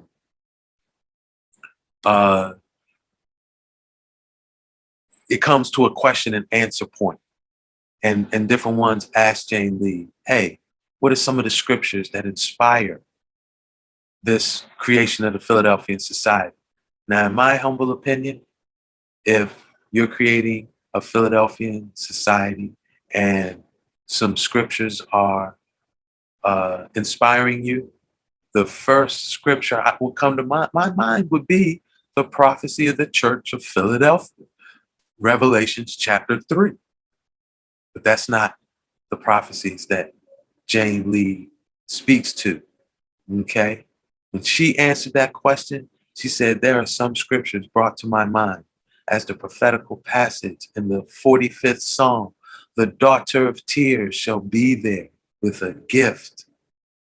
So this is telling us, these Rosy Cross, these ones who are inspiring, who inspired the Philadelphian Society prophecies. And again, we go deep into that in the Great Mystery Philadelphia.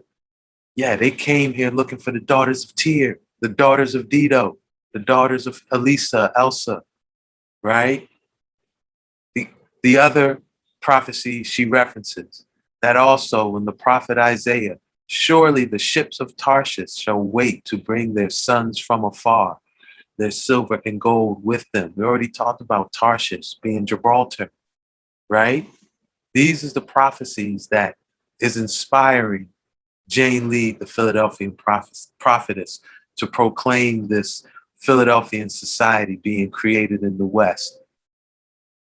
And the fullness of that is for another discussion too, okay? But remember, we said that there was this pre-flood clash between the original mound gritters, mound builders, the Assyrians, who were building these earthen mounds where they were just building like, burying like themselves, kind of small, average sized humans in the mounds, and that this was maybe a part of terraforming, creating a lush, Edenic garden state where they didn't have to like trade or commerce or barter. They could just live at one with the land, you know? And that pre-flood, these Order of Ptah Seker started occupying the mounds with,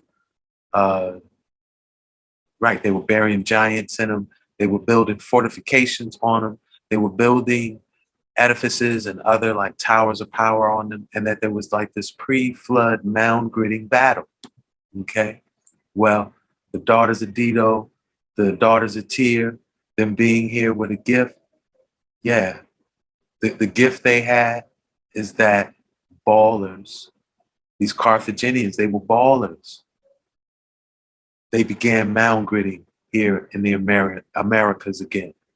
And they began that same battle that was happening pre-flood was occurring again, where you had Prometheus. Remember Prometheus and Baal, they kind of Hercules frees Prometheus. So when Baal came over here, he brought the mound gritting Prometheus with him. And these Assyrian Edenic mounds, the takeover began again with ballers and Prometheus mound gritters solving Dido's problem, right? So it was made, like we say, ergonomically, right? The earth wasn't created in turmoil too much, not as much as like how Rome mound grid through like killing their own brother and spilling the blood into the mound, you know? That's like the story of Romulus and Remus, and that's like the Roman way of occupying the mound. Now they do it by using mathematics and sacred geometry and isometric proportion, you know what I'm saying? But it was still Prometheus and Baal mound takeover same way. And these are the mounds that began to be occupied by giants post-flood. And those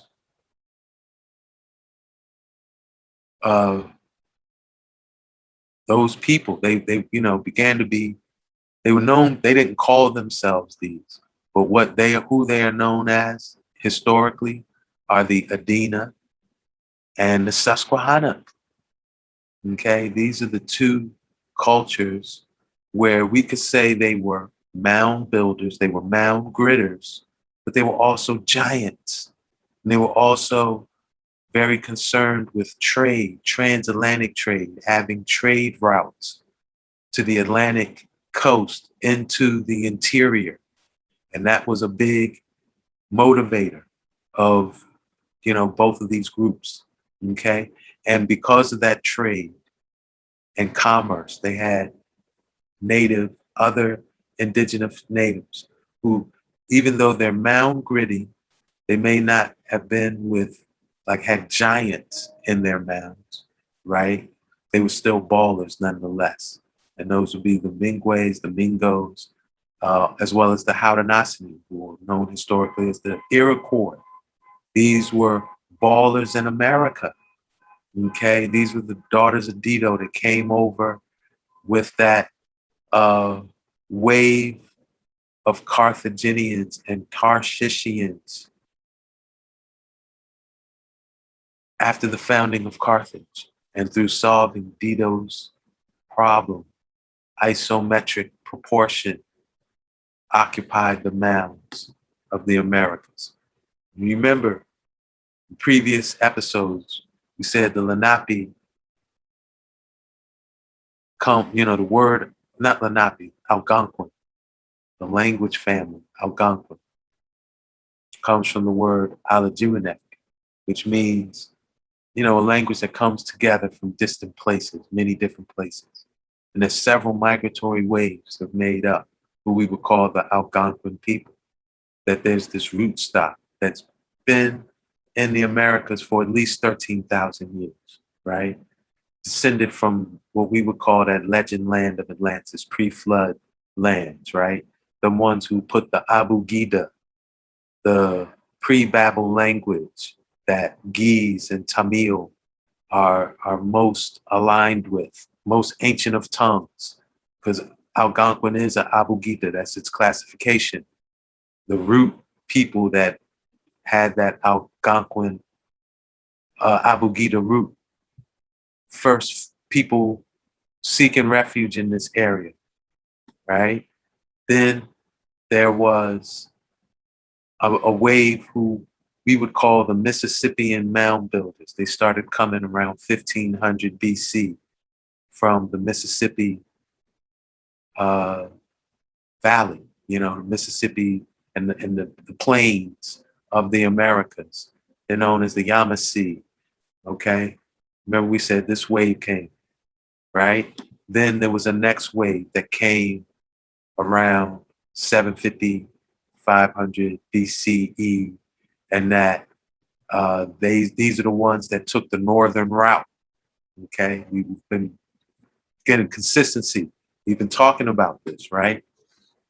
Okay, we could generally say, generally speaking, the Yamasee, Mississippian mound builders, they were Assyrian. They had come to the Americas seeking refuge during the between the first intermediate period, second intermediate period of Kemet, when there was a lot of instability in the land, right? They came over, a lot of them came over here. And these would be like I say, in the time of Yamos, the Yamasee. These mound builders, they were Assyrian. We find their post-flood Assyrian mounds. These are the root people of them, where they're humans. There may be adornment, there may be pottery, right? But they're usually found in like an embryonic, a fetal position, facing a certain way, the east, and from where they came. And the mound is like a womb, like the earth mother. And usually forests tend to grow over and around these mounds, where you can live Edenically through maybe terraced agriculture on the mounds and foraging in the forest. This defines their lifestyle. The ones that came in this wave, then they weren't into commerce, okay? The ones that came, like with the Lost 10 Tribes, through that northern route, they was ballers. And their clashes and mound occupation, it is recorded by the different Algonquin speakers, including the Lenape, okay?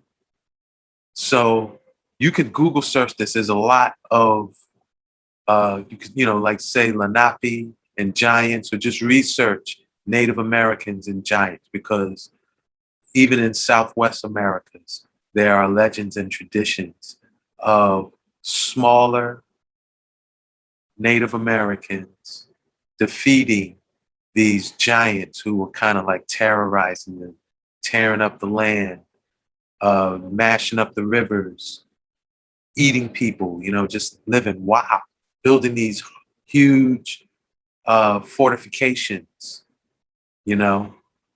So I'm going to reference a couple.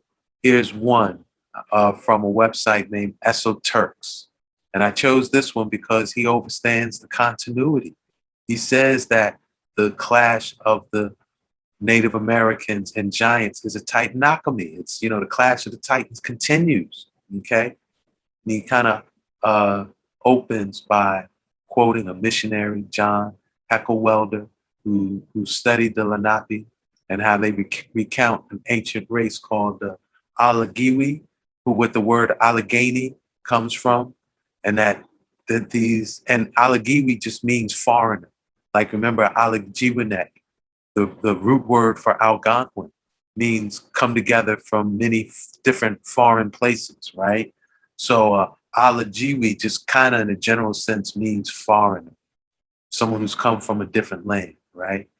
So these original Allegheny, they built themselves regular stone fortifications and entrenchments, and they were remarkably tall and stout, okay? And they go on to quote another Algonquin, a man by the name of Anoan II, who recounted the following ancestral tale of who built the stone chambers. We should read this. Long, long ago, my people lived in peace and prosperity. One day, strange beings came from the direction of the rising sun. These beings were much taller than my people. My people greeted them as friends, and they began to build the stone huts you called chambers. They would have huge fires around them and would be able to commune with spirits. I would say energy, because these chambers stored energy. Oh, well, there you go. And acted as doorways to the spirit world. It is said that the giant stones were moved by spirit power with a great wind. These beings were considered by my tribe to be messengers of the Great Spirit, and they lived with my ancestors for a very long time. There was a great exchange of ideas and knowledge, not only with our tribe, but also with the Delaware, Algonquin, and Huron people. All right, so this is showing that, again, we said that there were different waves who made up Algonquin speakers. And this is that wave of Carthaginians that came. And they were mound gritters, and they built fortifications and stone edifices on top of the mounds they occupied, right? Here's another source that I really honor and respect, my good brother Turtle Gang, out of NYC, out of New York. This brother, he's a Lenape. He comes from a family of Lenape who did not go west, but did not succumb to the identity of Negro. And they are keepers of the culture here in Lenapehoking and keepers of the language.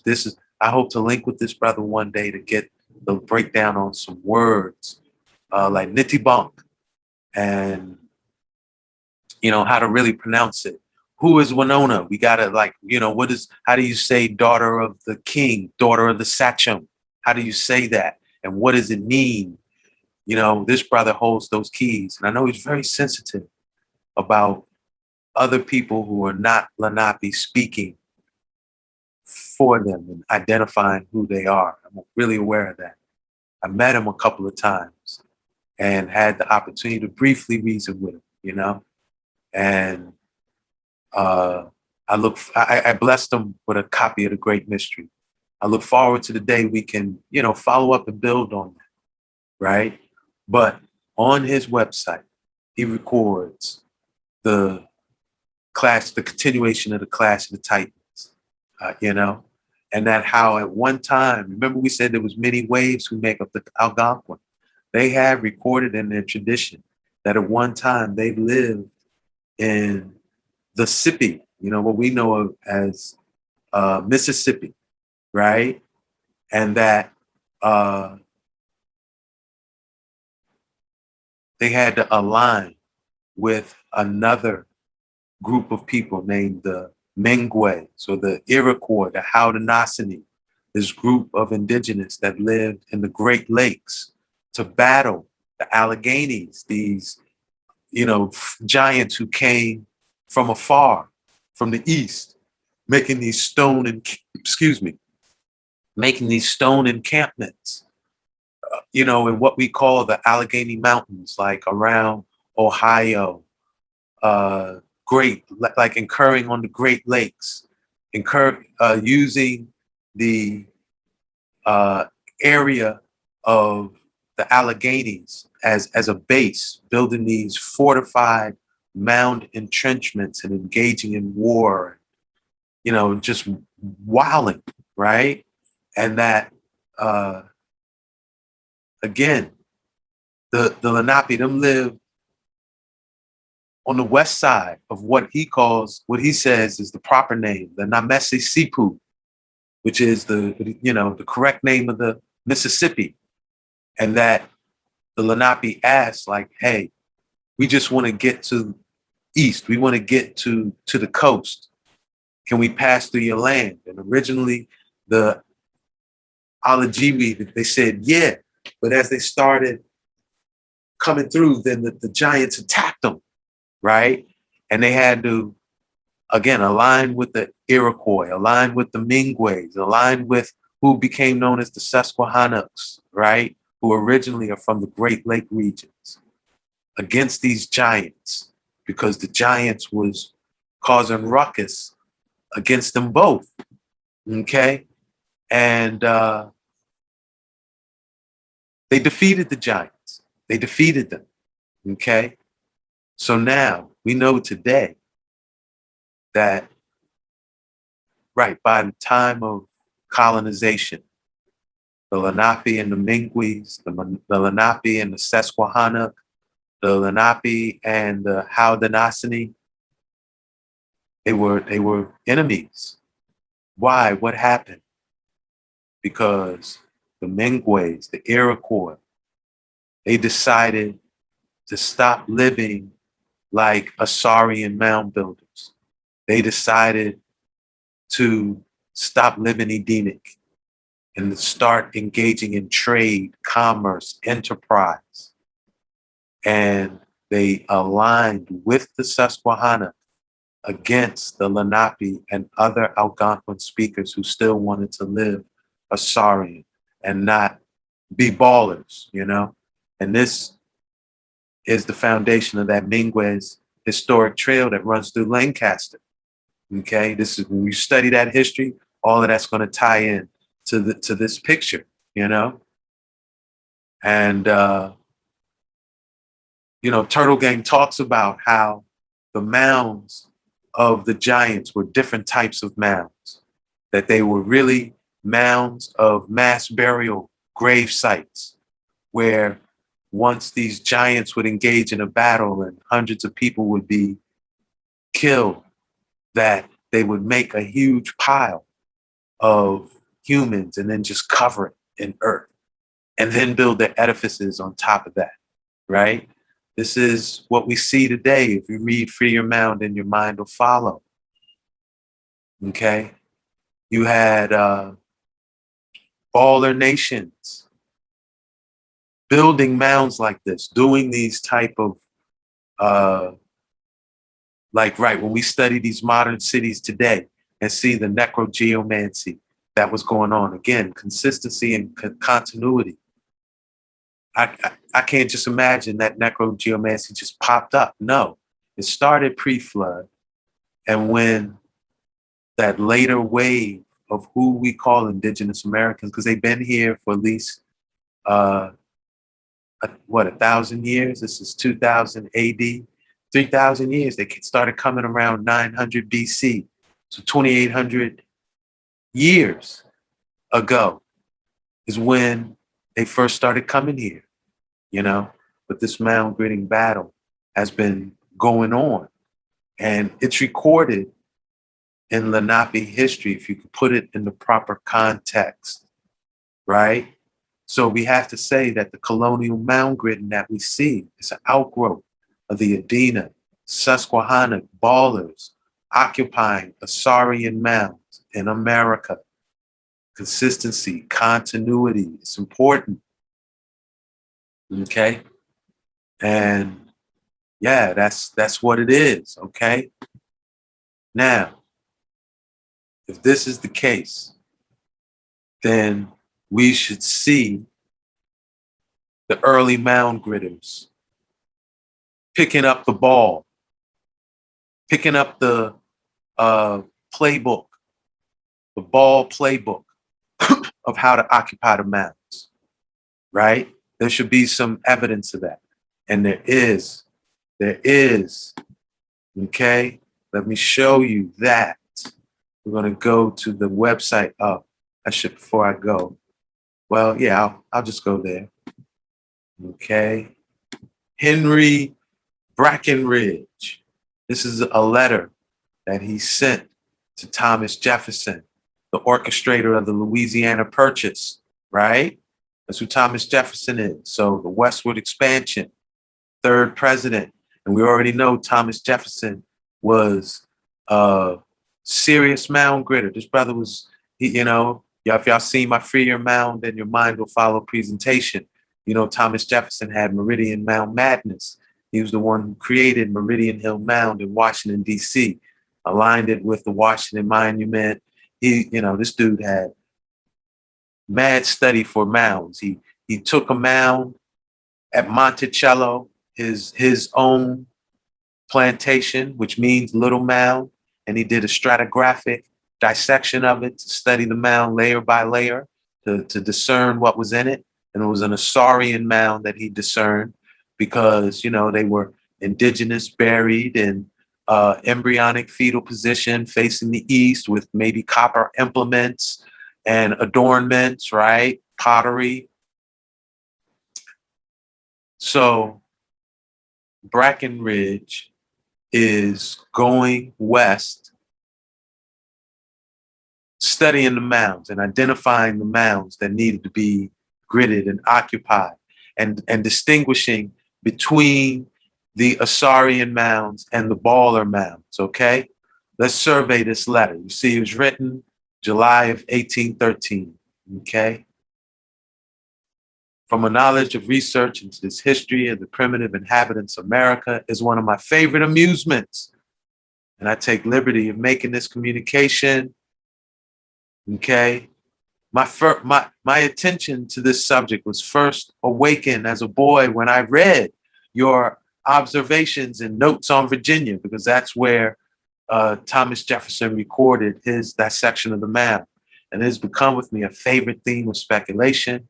I often visited a mound and other remains of Indian antiquity in my neighborhood of Pittsburgh, my native town, attracted by pleasant interest, of which I scarcely knew the cause. So he had like mound madness like Thomas Jefferson, like I do. Like I'm really fascinated and captivated and magnetized in the study of mounds. Like when you understand what this thing is and how important it is to understanding what the Americas are, you know? So this man got the same thing, mound madness. So he's talking about the Mississippi, right? How Volney, who was a French man through New Orleans, kind of gave some idea what to expect out there, and that there was a people who lived there who were Assyrian, okay? And the reason why to be found in the peculiar manner of the inhabitants by whom it was formerly occupied, like those of Mexico. Their agriculture had for its only object their own sustenance. No surplus was demanded for commerce with foreign nations, and no part of the soil susceptible of culture was devoted to pasturage. So they didn't raise cattle, right? They sustenance farmed and foraged. They didn't trade. Yet extensive forests filled with wild animals would still remain. So they had these Edenic forests. Okay, he's identifying these Assyrians in the land. The aggregate population of the country might be less, so they wouldn't have as many people, but that of particular districts much greater. So in other words, if this wasn't how there was a lot, this was a large part of how the America was, it wouldn't have been so many people over here back in the day.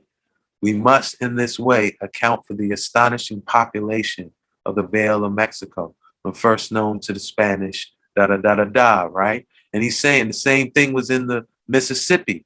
However, there are discovered the traces of two distinct races of people or periods of population, one much more ancient than the other. The traces of the last are much more numerous, but mark a population less advanced in civilization. So these Assyrians, yeah, they didn't need technology. Why fix something that ain't broke? They lived Edenic. Nature and earth provided everything they needed. So from a baller's perspective, they're less advanced. But in fact, they belong to the same race as exists in the country when the French and the English affected their settlement. What? Okay, remember that. But since the intercourse of these people with the whites and the astonishing diminution in numbers, many of their customs have fallen into disuse. It is not more than 120 years since the character of the population, which left the traces of the second period, underwent a change. So after this second period, right, this appearance of these other mound gritters, the character of the whole population underwent a change. The appearances of fortifications, of which so much has been said. So look, they are, even though he didn't talk about it prior to this, amongst the early colonists, fortified mounds were sought after and talked about, and which have been attributed to a colony of the Welsh. In other words, the people who took that northern route from Europe over here, used nothing more than the traces of palisaded towns or villages. The first travelers mentioned this custom of surrounding their towns with palisades, which is war fortifications. The earth was thrown up a few feet and pickets placed on the top. I have seen old volumes in which they are represented in their engravings. The Arikara and the Mandan villages are still fortified in this way. So he's identifying the indigenous ballers in contrast to the indigenous Assyrians and how you find their mounds and how their way of life was, okay? The traces of these are astonishingly numerous in the Western country. I should not exaggerate if I was to say 5,000 might be found. Some of them enclose more than 100 acres for some cause or another, and we know that they are, enough of which might to suffice to affect it. The population had been astonishingly diminished immediately before we became acquainted with them. So this is important. In the American clash of the Titans, right? The giants, the Adena, the Susquehanna, they had come. And yeah, the Lenape, when they aligned with the Minguez, the inhabitants of the human inhabitants of the Great Lakes, they almost exterminated the giants, almost completely exterminated. I think the Susquehannock were like the last remnants, the last survivors of this battle of the giants. And the battle occurred most in the Ohio Valley, near the Mississippi Valley, and the Great Lake areas. Okay, the Minguez and the Lenape made a pact. They said after they defeat the giants, the Minguez was going to occupy their former homeland, ancestral lands, which was the Great Lake regions, and the Lenape, those who were coming from Mississippi, the Namasisipu, right? They were going to get to go all the way east and settle in what became Lenapehoking. All right. So in this battle, the ones that built fortified, stone chambered mounds, and now these were large people that it said giants lived among them. Every single one of them was not a giant, but they were large in stature, maybe 7 feet in average, 6 to 7 feet in average, but then there were giants amongst them. Okay, so let's continue. For some cause or another, the population had been astonishingly diminished immediately before we became acquainted with them. And yet, Charlevoix mentions a town of the Mascouten tribe, at present incorporated with the Kickapoos, containing 1,000 families, the barrows, or general receptacles of the dead, such as examined by yourself, may be classed with the Palisade town. So they came here looking for, again, distinguishing these types of mounds. Though they are much more numerous, they are in fact to be found in almost every cornfield in the Western country. The tumuli or mounds are often met with where there is no appearance of palisade villages, fortifications, or burrows. So again, you're going to find mounds everywhere. Some are going to be palisaded or fortified, some are not. The first and more ancient period is marked by this extraordinary tumuli or mounds. So the most ancient are extraordinary in size because again, each successive generation will build on top of the more ancient mound. I have reason to believe that their antiquity is very great. The oldest Indians have no tradition as to their authors or the purposes for which they were originally intended, yet they are unconsciously, formally in the habit of using them for one of the purposes for which they were first designed, to wit, as places of defense. The old chief Decoding told me, Mr. Rice Jones, that the mounds in the American bottom had been fortified by the Kaskias in their wars with the Iroquois, an old work by Lafitau, a Jesuit, which I met with at New Orleans, contains a curious plate in which one of these mounds fortified by palisades on the top and large beams extending to the bottom is assaulted by enemies. These tumuli, as well as the fortifications, are to be found at the junction of all of the considerable rivers, in the most eligible positions for towns, and in the most extensive bodies of fertile land. Their number exceeds perhaps 3,000, the smallest not less than 20 feet in height and 100 in diameter at the base. Their great number and the astonishing size of some of them may be regarded as furnishing with the circumstances evidence of their antiquity. I have seen sometimes induced to think that at the period when those mounds were constructed, there existed on the Mississippi a population as numerous as that once animated the borders of the Nile or the Euphrates or of Mexico and Peru. The most numerous, as well as the most considerable of these remains are found precisely in the part of the country where the traces of numerous population might be looked for, from the mouth of the Ohio on the east side of the Mississippi to the Illinois River and on to the west side of the St. Francis to the Missouri.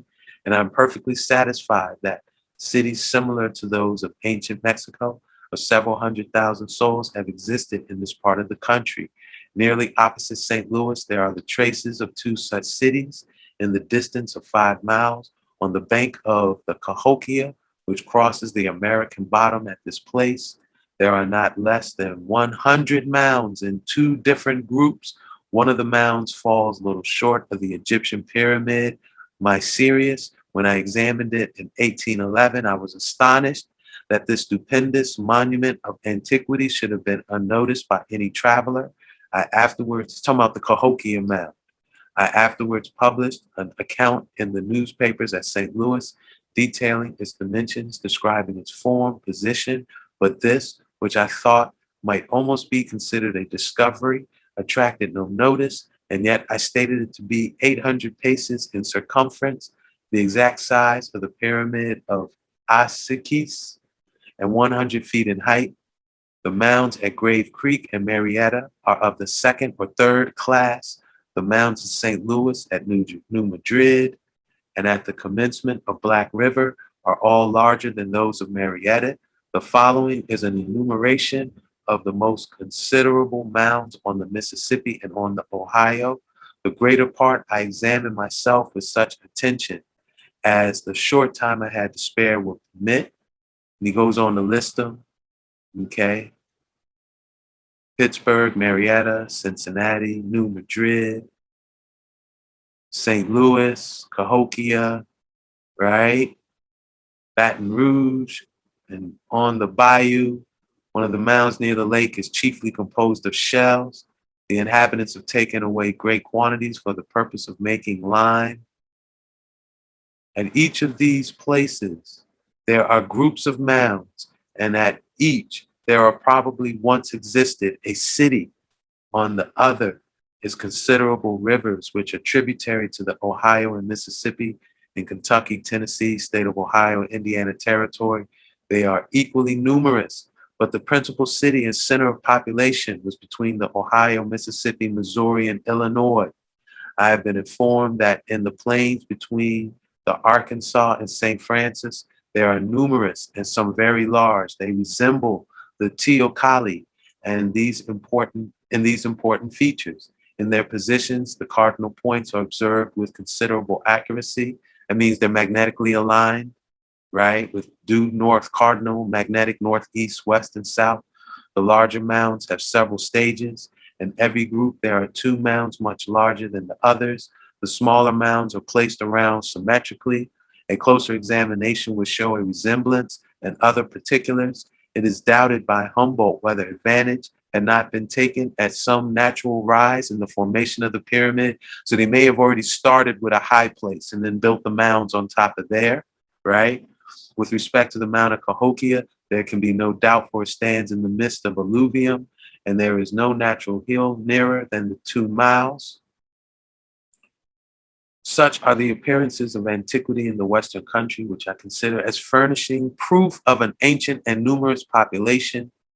The resemblance to those of New Spain would render probable the existence of the same arts and customs, perhaps an intercourse. The distance from the large mound on the Red River, da da da da da. Okay.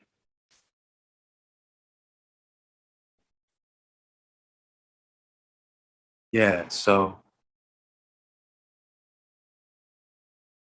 the antiquity of these mounds is certainly very great. This is not inferred from the growth of trees. Remember, these natural forests will grow on the trees from which the inhabitants could forage from, right? They didn't need commerce, which prove an antiquity of a few centuries. But from this simple reflection, a people capable of works requiring so much labor must be numerous, and if numerous, somewhat advanced in the arts, we might therefore look for works of stone or brick, the traces of which would remain at least 8 or 10 centuries.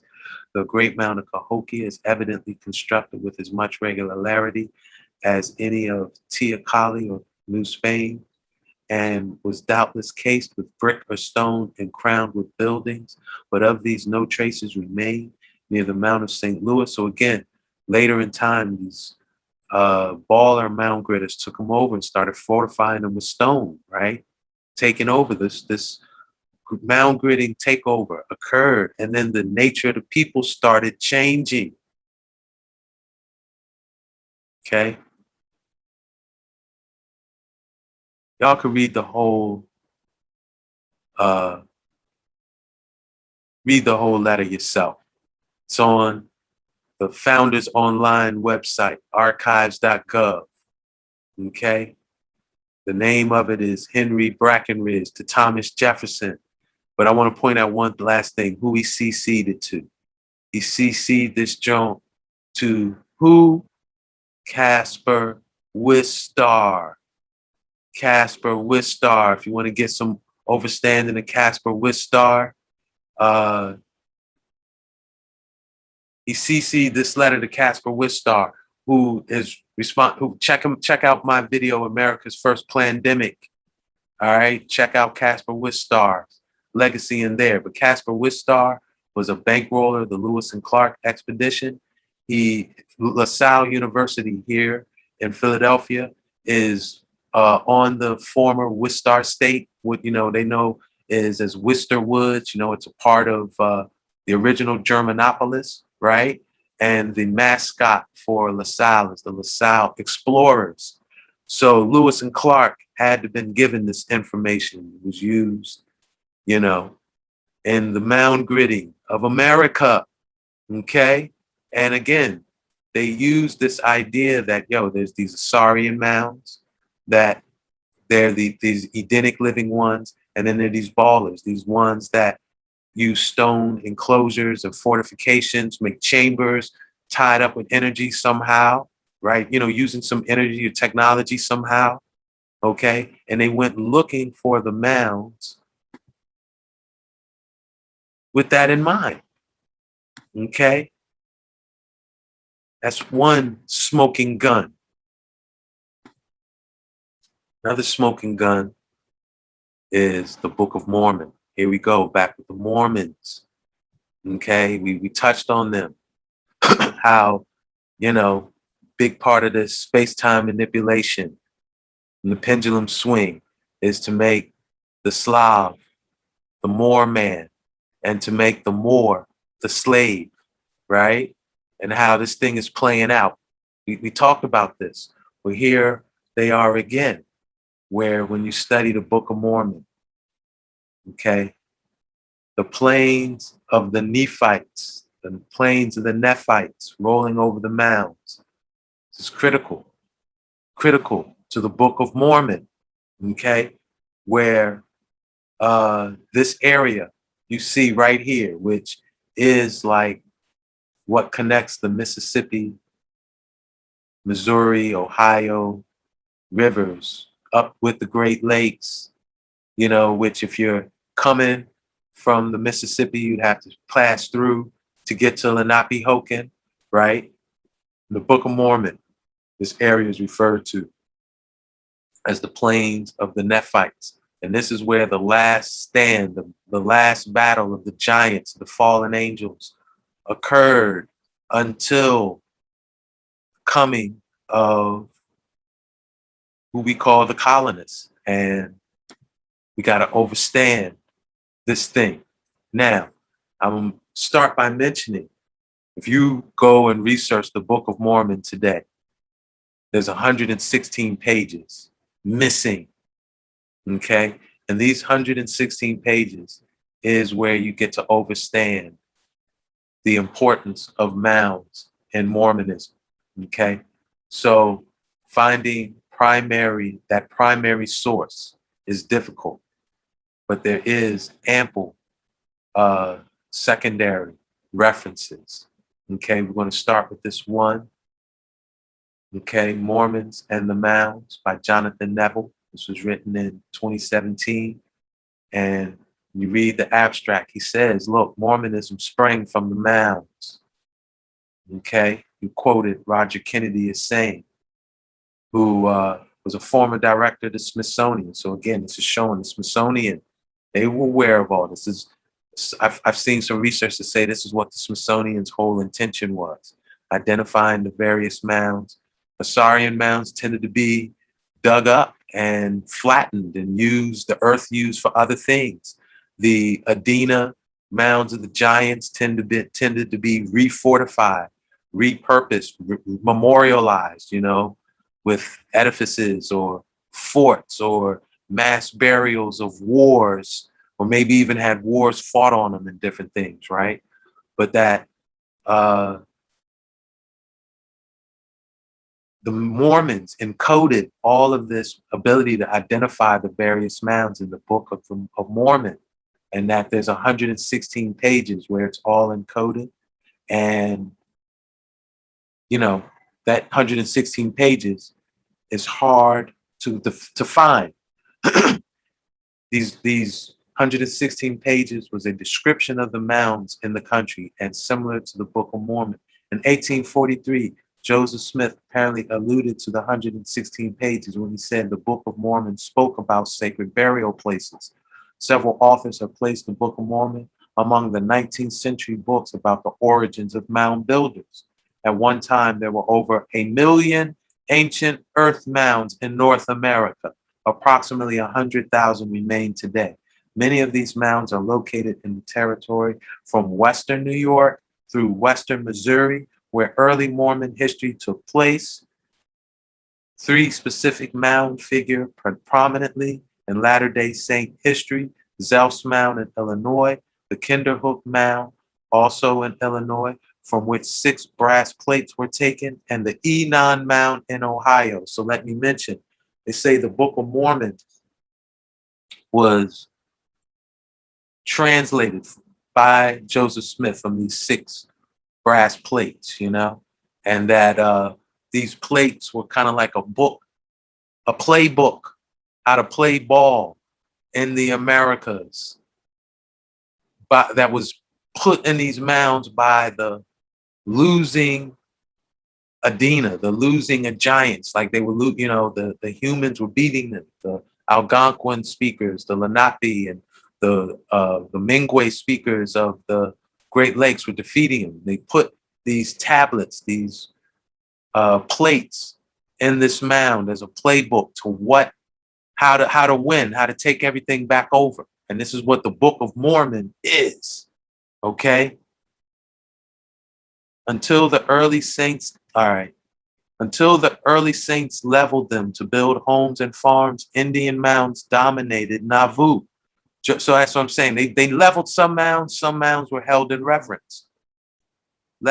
Joseph Smith purchased one and resorted to it from time to time. Less well known are the mounds located just north of Nauvoo that have recently been discovered and preserved. The connections between Mormonism and the mounds of North America have yet to been fully explored. Well, here are these keys, okay? He goes on to say, Indian mounds have long been a part of American history. George Washington used ancient mounds for military positions. Thomas Jefferson excavated a mound, one on his property in Monticello. In 1894, the Smithsonian's Bureau of Ethnology published a book by Cyrus Thomas that depicted a map of around 100,000 mound sites located mainly along the rivers of the Midwestern and Southeastern United States. Many of these sites have multiple mound structures, some as many as 100. One researcher wrote, after visiting several thousand mounds and reviewing the literature, I am fairly certain that over 1 million mounds once existed and that perhaps 100,000 still exist. Oddly, some new mound sites are discovered each year by archaeological surveys in remote areas. Okay, so the Mormons and the mounds, this thing was big to them. And again, in the Book of Mormon, that was the playbook. Who was who? Which mounds to occupy, which mounds to level, so that Baal and Prometheus could take over the global mound matrix. Key points here in the Americas, just wipe out the original Osirian intention of the mounds. Okay, and hey, we're gonna delve into this online source here. Okay, which is an old commentary. It was written in 1841, before the 116 pages were deleted. So it's an old commentary on the Book of Mormon. And it talks about the mounds, who the mound builders were, the different ones, how it is looked at within Mormonism, and what's the playbook. This is as close to reading the actual playbook, or one of the sources is close to the actual playbook we could find. Now, Mormons themselves may have the 116 pages. I wasn't able to find it. And others may have access to it, you know, and maybe ones who can find it can put the source in comments. But for right now, we're going to penetrate this, and it's definitely more than enough. Okay. So now, in this commentary of the Book of Mormon, says that there were 3 groups of Native Americans. Okay, one they called the Jaredites, the other were called the Lamanites, and the third group is called the Nephites. So now, if I use biblical names as the key to decode who these groups are, right? The Jaredites, Jared is the father of Enoch. So he's talking about some pre-flood indigenous. I should say pre-flood Algonquin. I have on the slide pre-flood Lenape, but pre-flood Algonquin speakers were the Jaredites, right? The Lamanites, post-flood Algonquin speakers, post-flood Lenape, and a Lamanite. If you're a Lamanite, what are you? You're a lamenter. You're a baller. Boo-hoo-hoo. Ballers that are balling now. They crying now. They was balling, but now they crying. A lamenter is a Lamanite. And then where do we find Neph as a root of people referenced in the Old Testament? The Nephilim, the fallen angels. So these are the children of the Nephilites, the Nephilim, right? The Nephites. And they're just the straight up ballers, the giant makers, the, commerce, trade, fortified enclosement, and, bartering. Okay. So this is who the Book of Mormon identifies. And they say now the Nephites were civilized, industrious people. Check this, they're big in the Nephites. Whereas the Lamanites, post-flood Algonquin, became idle, savage, vicious people, delighting in war and bloodshed. Therefore, the Nephites had to prepare for themselves for self-defense, which they did by fortifying their cities and casting up banks of earth round about their armies, and sometime building walls of stone to encircle them about, which accounts for the numerous fortifications and works of defense found so profusely scattered over this land. And when the people of these nations became numerous, they had extensive wars. In some battles, thousands were slain, who were piled up in heaps upon the face of the land, and then earth thrown upon them. And this accounts for the numerous mounds and tumuli found in this country. So consistency and continuity. Then the Lamanites, God stirred up the Lamanites to camp against them round about and to raise forts against them with a mount. And so the Lamanites started building fortified encampments too. And thus they were brought down. But just before their final overthrow, a man by the name of Mormon took their record, talking about the Nephites, containing their history and sacred writings from the time they left Jerusalem. So this is going back. Remember, Hiram was in America with Solomon, right? We said the Tyrians were balling in America with Solomon unto his days, and were made out of ore. These plates, after Mormon's death, fell in the hands of Arani, his son, who survived the entire destruction of the Nephites, finished the record, and deposited in a stone box in the earth, that it might not be destroyed, to come forth in due time for a sign that the time of their redemption had come. Right? You see, they slipped in a hijack, so I didn't even say that. And also in connection with the Bible, to set up as an ensign for the nations. And thus, this nation of Nephilim, of Nephites, possessing the light of God's revelation, it was able to see it. So these tablets was the playbook for the future, how to mound grid in the future. And once they found this Book of Mormon and these tablets, right, their words having been written and hid up in the earth and come forth again out of the earth, they speak out of their ground and their voice whispers out of the dust. What? So it's telling you they left the playbook for necrogeomancy, how to make their voice come up out of the earth and speak out of the ground as the voice whispers out of the dust. Okay? This is what they were able to do when Joseph Smith got this Book of Mormon and the necrogeomancy. We can go to this site. Is this it? Yeah. This is it. Let me see. Yeah, this is it. All right. So let me hold up. Here we go. All right. The Saints Herald, the mound builders. You see the date on this. Mound builders and the Indians. Okay. This goes into the three I told you about, the Jaredites, the Nephites, the Lamanites. This commentary says that the Jaredites were absorbed into the Lamanites. And so there became, in the Book of Mormon, two respective groups, the Nephites and the Lamanites. And that they were brothers, they were from the same family, but they engaged in these battles. And it was ultimately around mound building, tied into Egyptian culture. I'm gonna get here. An interesting topic is the consideration of their fortifications. In view of what we know today, As we have explained, we believe that their fortifications present a remarkable likeness to those found among the remains of the mound builders. Okay, so they're telling you that the mound builders, the Book of Mormon story, the main battlegrounds were the state of Ohio, parts of Pennsylvania, Western New York. Okay, this is that those plains of the Nephi. This is where they considered the final battle to have occurred, where the mound builders, who they were coming in succession to, this was like their last fortifications.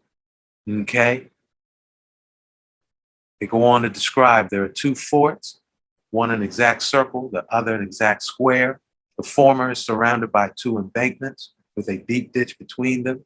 The latter is encompassed by one wall without any ditch.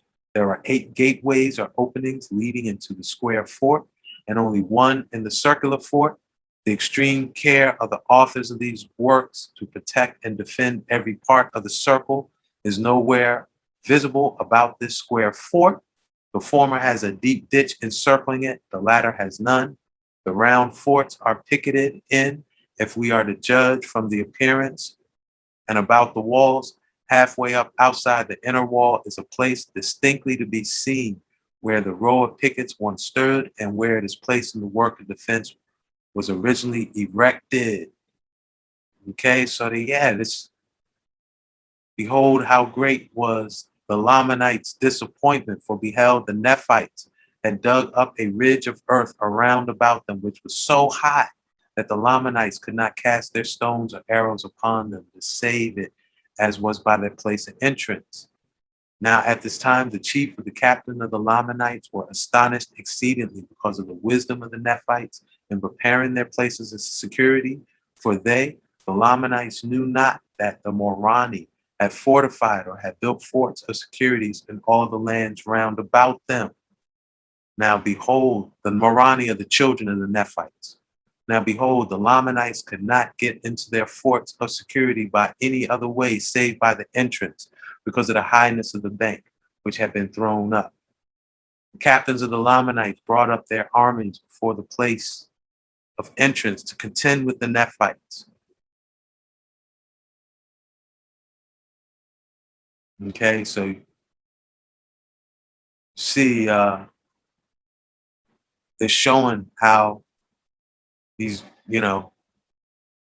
Assyrian mound builders were fighting the Nephite mound builders, but the Nephites had built amazing fortifications that the Lamanites couldn't get out of.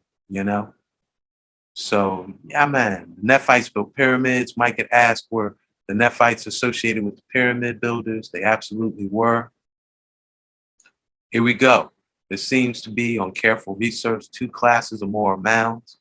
Writer believes that there are clearly 2 classes of mounds. The fortifications for defense were undoubtedly built by Nephites. Okay? Thus, the mounds of fortifications of Butler County, constructed with the Tlaxcalan gates or entrance, was probably built by the same race that inhabited Central America and Mexico. The burial mounds, like just straight up burial mounds, were probably built by dissenting Nephites and Lamanites. Okay? Particularly those mounds in which the remains of man are found commingled with the remains of animals, while the effigy mounds previously referred to could be ascribed to the previous civilization of the Jaredites. So they're ascribing the Jaredites in this commentary as making the animal mounds, like serpent mound and all of that, right? So, yeah, I could go on and on. Check it out, all right? But this is how the Book of Mormon and the mound builders tie in to all of this. And this brings us to Spanish Hill and Queen Esther's Mound, where Queen Esther's Flats, they identified as a place where, these was like the Queen Spanish Hill and Queen Esther's Flats that were surveyed right below Spanish Hill. Giants were discovered there. and as well as like artifacts and archaeological remains, like cattle and bullhorn. Remember we say the original Assyrians, they didn't pasteurize, they didn't grow cattle, but you find bull's heads and things in the mounds of Spanish Hill, right? So, and look, again, this area is referred to as Queen Esther's Flat. So this was that pivotal key, man, that let me look at this thing and piece it all together. Okay. And yeah, this source is called The Stature of a Susquehanna Population in the Mid-16th Century based on skeletal remains. Okay, it was written by Marshall Becker. Here's the abstract where he refers to John Smith talking about the Susquehanna being giant-like people, right? And then again, where do they excavate to find the skeletal remains to confirm that? Queen Esther's Flats, okay? I'm just gonna close this thing out by tying this into ball games and the mounds. And this information was synchronistically shared with me, where someone who had been on my more recent tours told me to check out Old World Baltimore, because Baltimore, right? Now this guy, his name is Jared Boosters. Yo, everyone said they look like they got Jared like me, where he just be teetering at 10,000.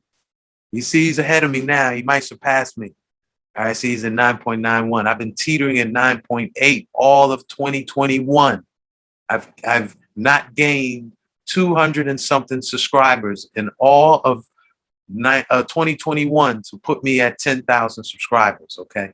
But this guy, Jared Boosters, hey, boost his count, get him to 10,000. He does these old world city video series that I find is amazing. But he drops the key to understanding how baseball and ball games all tie into this mound gritty. Let's listen to this real quick. Stadium. And this is a stadium that's basically built with an earthen mound, or a mound of earth that at one end looks like it is cut off and is installed a Romanesque entrance with pillars and large archways. Now, this would be interesting if by itself it only stood in Baltimore. However, we have stadiums that were built exactly like this all around the United States, including other cities that were said to have a vast history with the Native Americans, including Chicago. And I've made other videos where I point out these stadiums, but this one is just like those, a massive earth mound with a Romanesque entrance. And it's interesting that all of these old world cities, especially the ones that seem to fit these weird narratives, all have these same features, including large post offices and these underground tunnels that stem from the middle of the city, and these stadiums that are built out of earth mounds. And this stadium, Memorial Stadium, actually had a plane crash occur there during the playoffs of the NFL in 1977. So talk about bad luck. But all right, so we're gonna pause it there. I just want y'all to check that, you know, because I'm sure Mike, when Mike gets into his part in playing ball, and how baseball was created by Abner Doubleday and the Theosophical Society. You know, all of this has to tie in, man. It all has to tie in. So, you know, here in Philly, University of Pennsylvania, Franklin Field seems to match that description that the good brother shared as far as like a stadium with an open end, 2 columns, Romanesque columns, defining that open end, you know, on a raised platform. You can see this is like a tiered UPenn, old Coliseum Stadium of UPenn. Fits that model, you know. And I'll close it by mentioning one other synchronistic experience I had since this ball theme has come up that we had to cover. And that is, I just ran into this movie called The Fan, where there's this fanatic stalking a player. He kidnaps his kid. It's like all the other dimensions of ball we need to get into, like what sacrifices does ball like, right? All of that is kind of subliminally hit on in this movie. But Robert De Niro, who is the fanatic and kind of like the embodiment of ball in the movie, he has this real cryptic line because he, like I said, he kidnapped the player's son. And the guy was asking him, like, what do you want? You know, what do you want from me? And De Niro's response, it seemed like he was speaking as ball himself. He says, what do I want?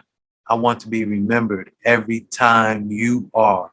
So when we go to these ball stadiums and play ball on these mounds, and remember we said Prometheus and ball became kind of one, these mound gritters of the North America. You know, this is ball in America. We balling in America, right? So, yeah, man, I hope this reasoning was consistent, had continuity. Mike had to tune out, man. He had, other responsibilities, and he didn't want to bust the flow of the reasoning. He didn't know my chamber was so fully loaded. And so he was like, look, Ross, I don't want to interrupt your flow, but I got to go. I'm going to, line up 11-11, 11.11. We're going to play ball again. So look out for that. And I hope this, met your expectations and anticipation on our ball series. So from one mystic to you all, I say love and respect, and look out for 11.11 soon. Peace.